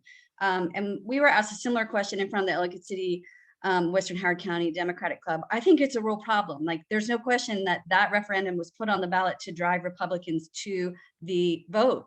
It's to drive out the vote, and it's to be divisive and to do all the, the horrible things that we want to do. And it comes at the expense of an entire community that already is suffering. It makes it is grotesque, and I'm sad to see it once again revived. This issue is what was one probably of 3 that compelled me into office, right? The incumbent that I ran against last time around was the 3rd vote who would not override a veto, or whatever the number is. I see Deb doing the math. I don't know. But the District 1 representative last time around did not support the sanctuary bill that Kevin Ball ran on. And so Alan Kittleman's veto of that sanctuary bill stood. So when Dr. Jones reintroduced it as Liberty Act, I supported it. I will support it. In the meantime, I also supported, the removal of that ICE contract before the Liberty Act was filed. I represent a swing district, and this issue is so important to me that I say it out loud all the live long day and will continue to, because it is important to me. It is a moral issue. It is a human rights issue. And it disgusts me that it continues to be used as a political ploy. It is wrong, and I will continue to stand up against it. Thank you. Thank you very much. Next up, Deb Jung. We got the timer working. Let's give you 2 minutes to talk about the Liberty Act. Okay, I hate going after Liz when we're talking about something like this because she is so passionate and articulate on this issue. But the answer is yes. Along with Liz, I voted for the Liberty Act and supported it and will advocate for it. Once people start focusing on it, which I imagine will be after the primary, when the people who are trying to move this whole, I guess it's a referendum issue, to getting it on the referendum, that they are going to try and get people to come out and vote for it. And I think Liz is absolutely right that this is a method to gin up Republican support during this upcoming election. And I think that all Democrats need to be really careful about that, and they need to be really thoughtful about how they're going to interact with their constituents and talk about this bill. Like Liz, Liz sponsored the bill to end the ICE detention contract, and I early on signed up with her and said that I would support that effort. We didn't know until almost right before the vote that we were going to get a third vote to end that ICE detention contract. But by then, we had the report that said that the correction center, the detention center, had been treating the prisoners horribly, a 25-page report. And I think it might have brought about our third vote. And so we were able to end the ICE contract the month before the Liberty bill, but unfortunately that was vetoed. And we couldn't get 4 votes for Liz to override the veto. But yeah. Okay, thank you. Next up, we have Jensen Evelyn. Would you like me to repeat the question? Yes, please. Okay. The Liberty Act, CB 63, was signed into law in 2020. A referendum seeking the repeal of this law will be on the ballot in the November 2020 election. Do you support the Liberty Act, and will you publicly speak out in favor of it? Absolutely, I'll speak out in favor of the Liberty Act, also known as CB 63 2020. I have no doubt it will hardly pass in the during the general election. I believe that support for new Americans is critical. I have many family members or close friends who were at some point, they were undocumented. They lived in fear when all they were trying to do was take care of their children. I have aunts and uncles and cousins that were afraid to take domestic flights, nervous of any encounter with government. My wife and I are both immigrants. She's from West Africa. And so we see, and we have had many family members who at some point have been dealing with being an undocumented resident.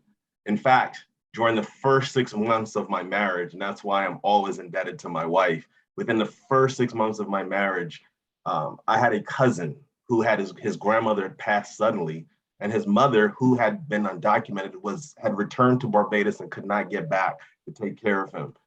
She was not able to return for over 4 years until after he turned 21 and he was able to sponsor her. He spent 2 years living with us. I know how it feels when people are afraid to have contacts with government, with police. So that's why I'm thankful for Dr. Jones and the council's leadership on introducing this legislation and passing it, which prohibits county employees and agents from taking any action that discriminates. What I can tell you, though, that all of the internal policies and procedures within the county, including the police department's general orders, already complied with CB 63. I know because I helped write many of them. But the Liberty Act is still an important tool to counteract the fear of government and police in the immigrant community, and I will proudly vote for it come November. Thank you. Thank you very much. Okay, and now we have Hank Boyd. Would you like me to repeat the question? Yes, please. Okay, very good. The Liberty Act, CB 63 2020, was signed into law in 2020. A referendum seeking this law will be on the ballot for November 2022 election. Do you support the Liberty Act, and will you publicly speak out in favor of it? Yes, I support the Liberty Act, and I will stand out publicly. It's a great country. And when you try,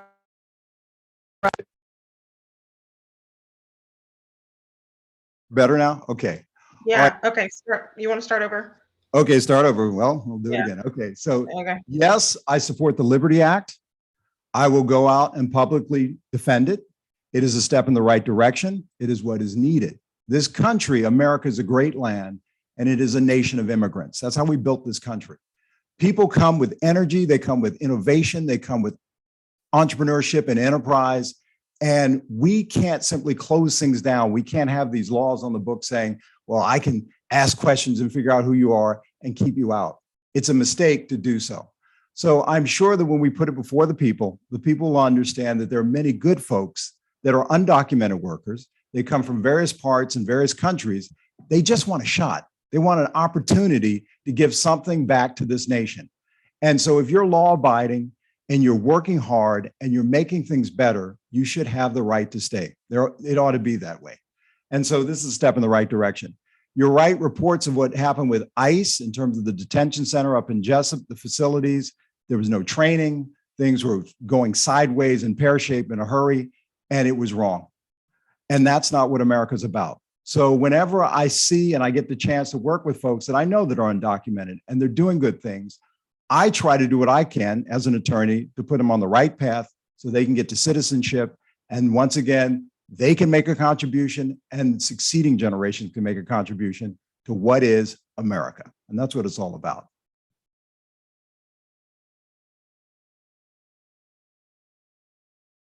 Thank you very much. And okay, so let's move on to our third question. Housing. The cost of housing in Howard County has escalated to the point that many young people, seniors, and middle and lower income families, they're shut out of the Howard County housing market. Do you think this is a problem? And if so, what have you done?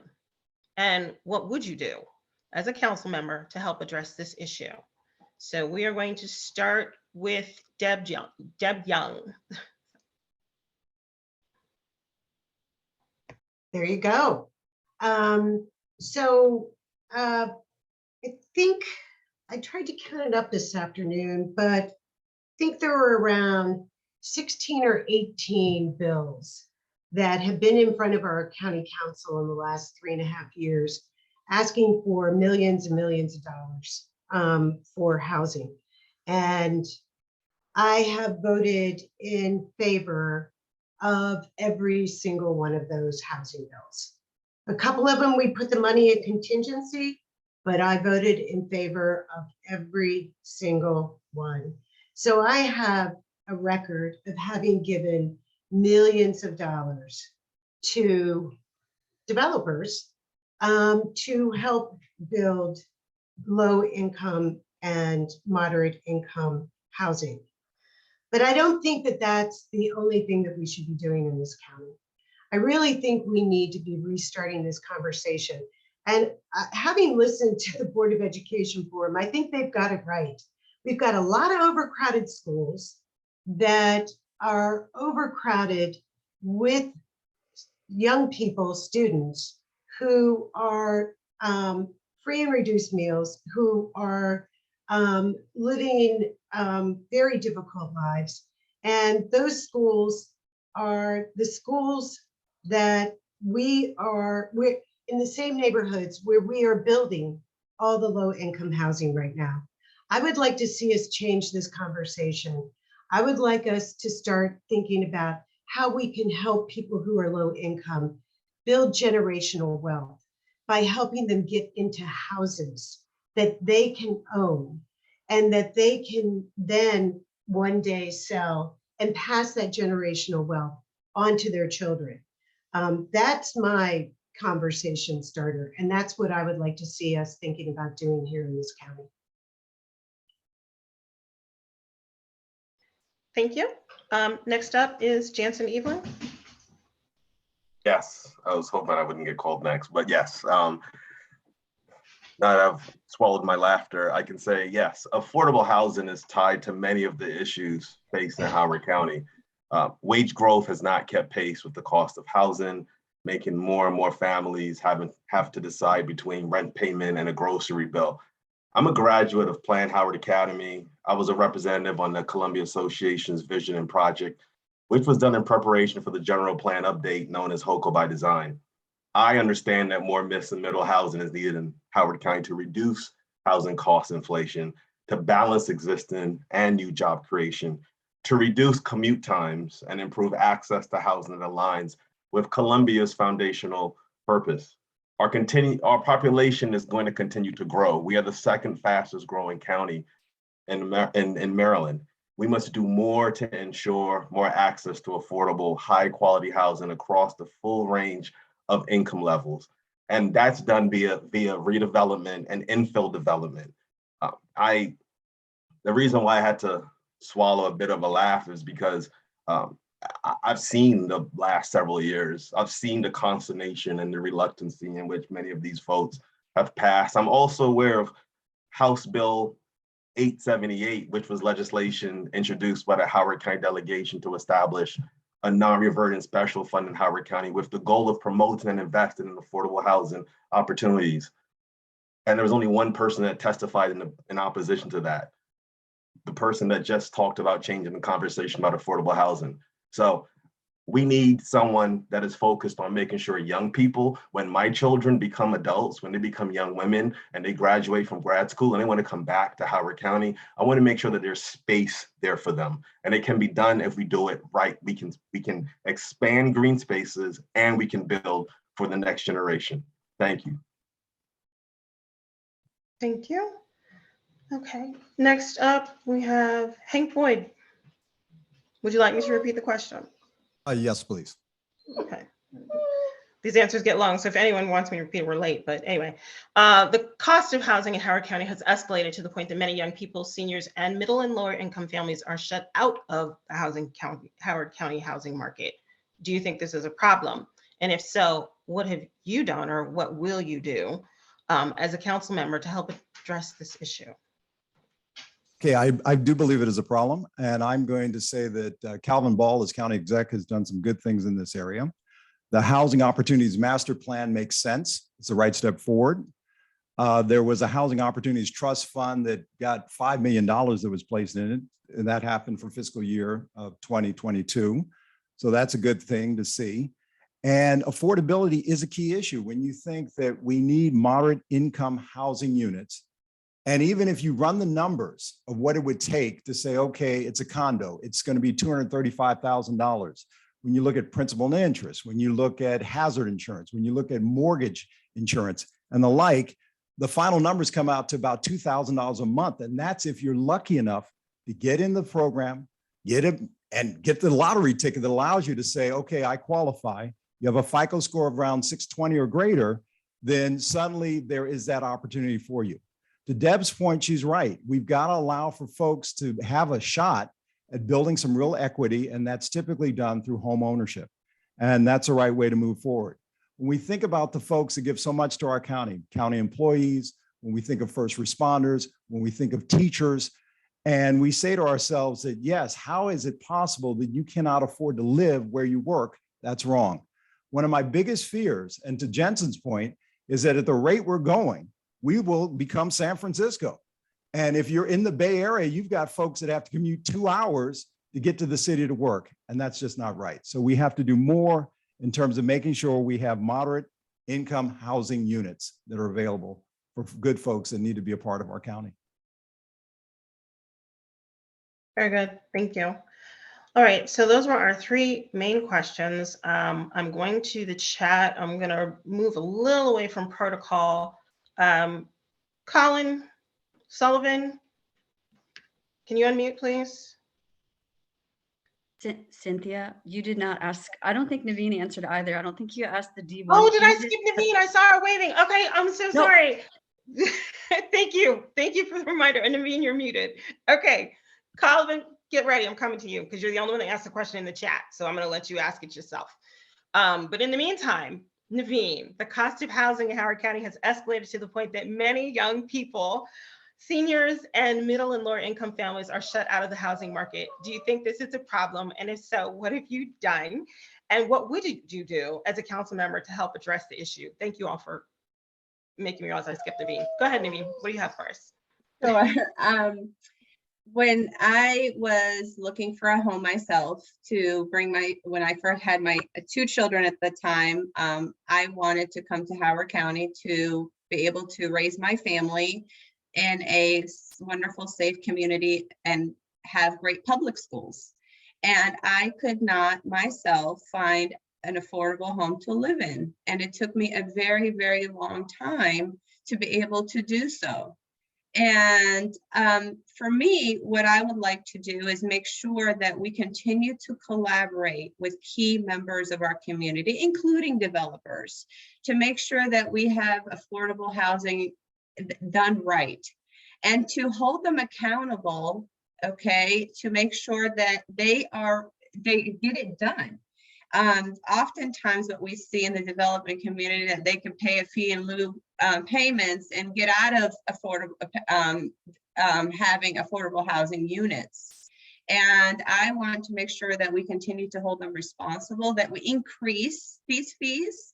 And my proposal would be in excess of holding each of them responsible for paying at least $30,000 or more if they want to not build one of these units. And we also need to make sure that we put pressure on them to build these units. And so for me, I tend to be more collaborative and making sure that we bring in integral members of our community and how can we get affordable units and done right. And that's what my vision is. Thank you. Thank you. And just making sure I'm still on target. Liz, did I pose this question to you or did I skip you? You did not yet pose it to me. Okay. I will answer it now. Yes, thank you. I agree with Neveen. You know, the opening remarks that I made was that we're not enforcing laws that are there, and this is decades worth of land use policy gone wrong.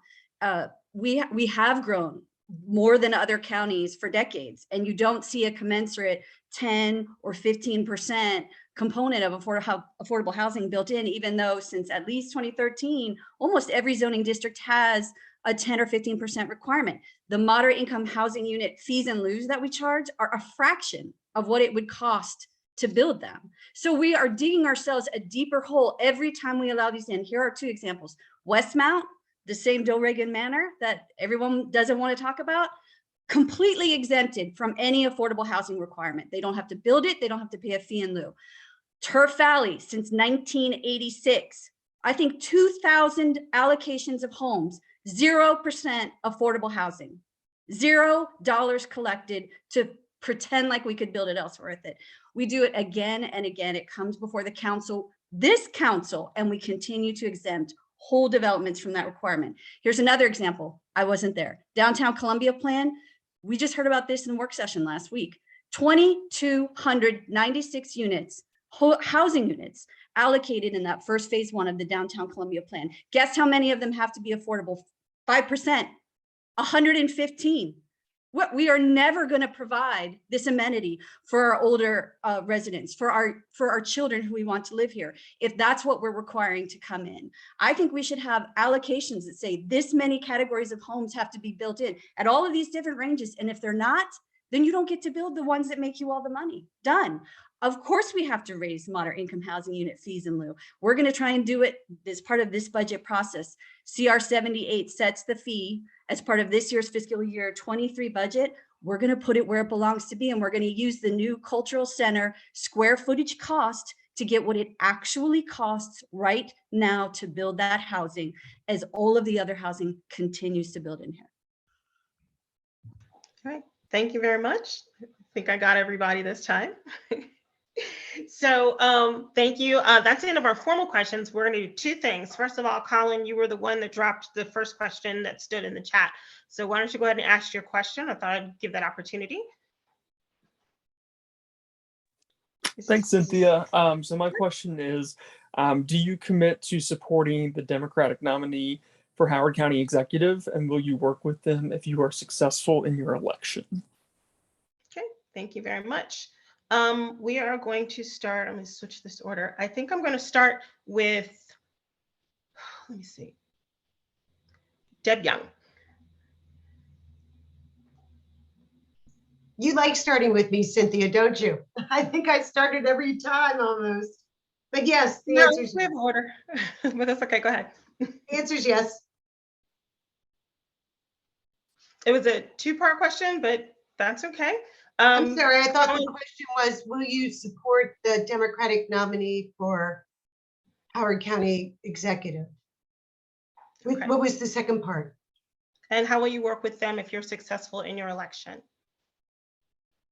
And how will I work with him in that campaign or going forward or? Probably in the general, I would think operationally speaking, right? Because you're now. Well, I mean, yes, I would support him. I would hope that we would work well together, that we would have good communication, and that there would be opportunities to discuss issues before we find out about them on the dais, that there would be opportunities to work on legislation together before the legislation is introduced. I would hope that. Sorry, I have to stop you. We only had a minute for these answers, not two. So I apologize. Oh, okay. Sorry, Dawn. No, I apologize. There was some back and forth, so I let you go a little long, but I needed to stop. Right, because I was confused about the question. Yeah, right. sorry. Okay, so let me, I'm sorry. Let me clearly state the question. Do you commit to supporting the Democratic nominee for county executive, and how will you work with him if you are successful in your election? So next up, Jensen Evelyn. Yes, yes, I would definitely support the Democratic county executive. In the general, I would also then ensure that going forward, as working with the executive branch along with the legislative branch, we have a collaborative approach. That would be a refreshing change from the last 4 years of representation from the D District 4 council member. You would never see me talk publicly in a negative manner about either the Democratic county executive or my other Democratic council members on the dais. If there are any areas of disagreement, we would do that behind the scenes, but we would definitely ensure we have a united front. I bring that to this council. I bring it both. Obviously, this is the CDC, and I'm obviously a Democrat advocating for Democratic county exec. But I do that regardless of who wins this race. But I will definitely make sure I carry the water to ensure that Calvin Ball wins this race. And I don't have a history like the incumbent of using the elected county executive. Jensen, I'm so sorry, I have to stop you. Thank you. Okay, thank you. Hank Boyd, do you commit to supporting the Democratic nominee for county executive, and will you work with him if you're successful and how will you work with him if you're successful in your election? Okay, so yes, I would support the Democratic nominee, whoever that turns out to be. For me, this is my first foray into politics, and yeah, it's a tough, arduous journey, but it's the right way to do it. All right, so we're going to have this battle, if you will, between Jensen, Deb, and myself. When all the dust settles, whoever wins, we support that person going forward. If I'm the one elected, people tell me I'm pretty personable. I can get along with all types of folks, and I see good things happening going forward. I think that at this point in my life, I said I'm ready to roll up my sleeves. I want to really give back to my community, and that's why I'm running. Okay, thank you. Next up, Liz Walsh, do you commit to supporting the Democratic nominee for county executive, and will you work with them? How will you work with them if you're successful in your election? Yes. I will say, I wish there was more Democratic substance there to support. This is my second run, right? As I ran 4 years ago with the council members now and that executive, I thought we were all saying the kinds of things that we all agreed to and intended to pursue once we were in office. And as the sponsor of environmental and human rights bills that were vetoed by that Democratic nominee, that presumed Democratic nominee, that's hard to live with. People like me perhaps think that in terms of land use, there is no practical difference between a Republican and a Democratic candidate, at least not as I've seen in the last 4 years. What I will say though, is everything else other than land use, you have to go with the Democrat. And so, that is where I am. I will support our nominee, and I will continue to find ways to work with him until I find success. And if anyone has any suggestions on how to do that, other than unquestioning loyalty, I'm happy to hear them. Thank you very much, Liz. And now Neveen Kurtom, do you commit to supporting a Democratic nominee for county executive, and how will you work with them if you're successful in your election? Yes, I will commit. And I think for me, I have seen the last few years how disappointed I was that there has been really a lot of divisiveness and obstructionism coming out of my district seat. And what that has led to is really legislation not getting passed for my district and for Howard County. And I intend to be a collaborator and really a unification, uniter for District 1. I think it's really important that even if we disagree on issues, that we do it in a respectful manner, that we held Howard County standards of civility high, and that we act professional and be just responsible leaders in our district seats. And I intend to work with Dr. Ball and our county executive in making sure that I am an effective legislator. Thank you. Okay, thank you.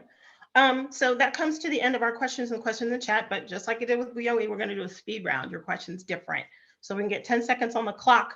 While we're setting up the clock, I would ask each of you to drop your contact information for the chat for the people attending.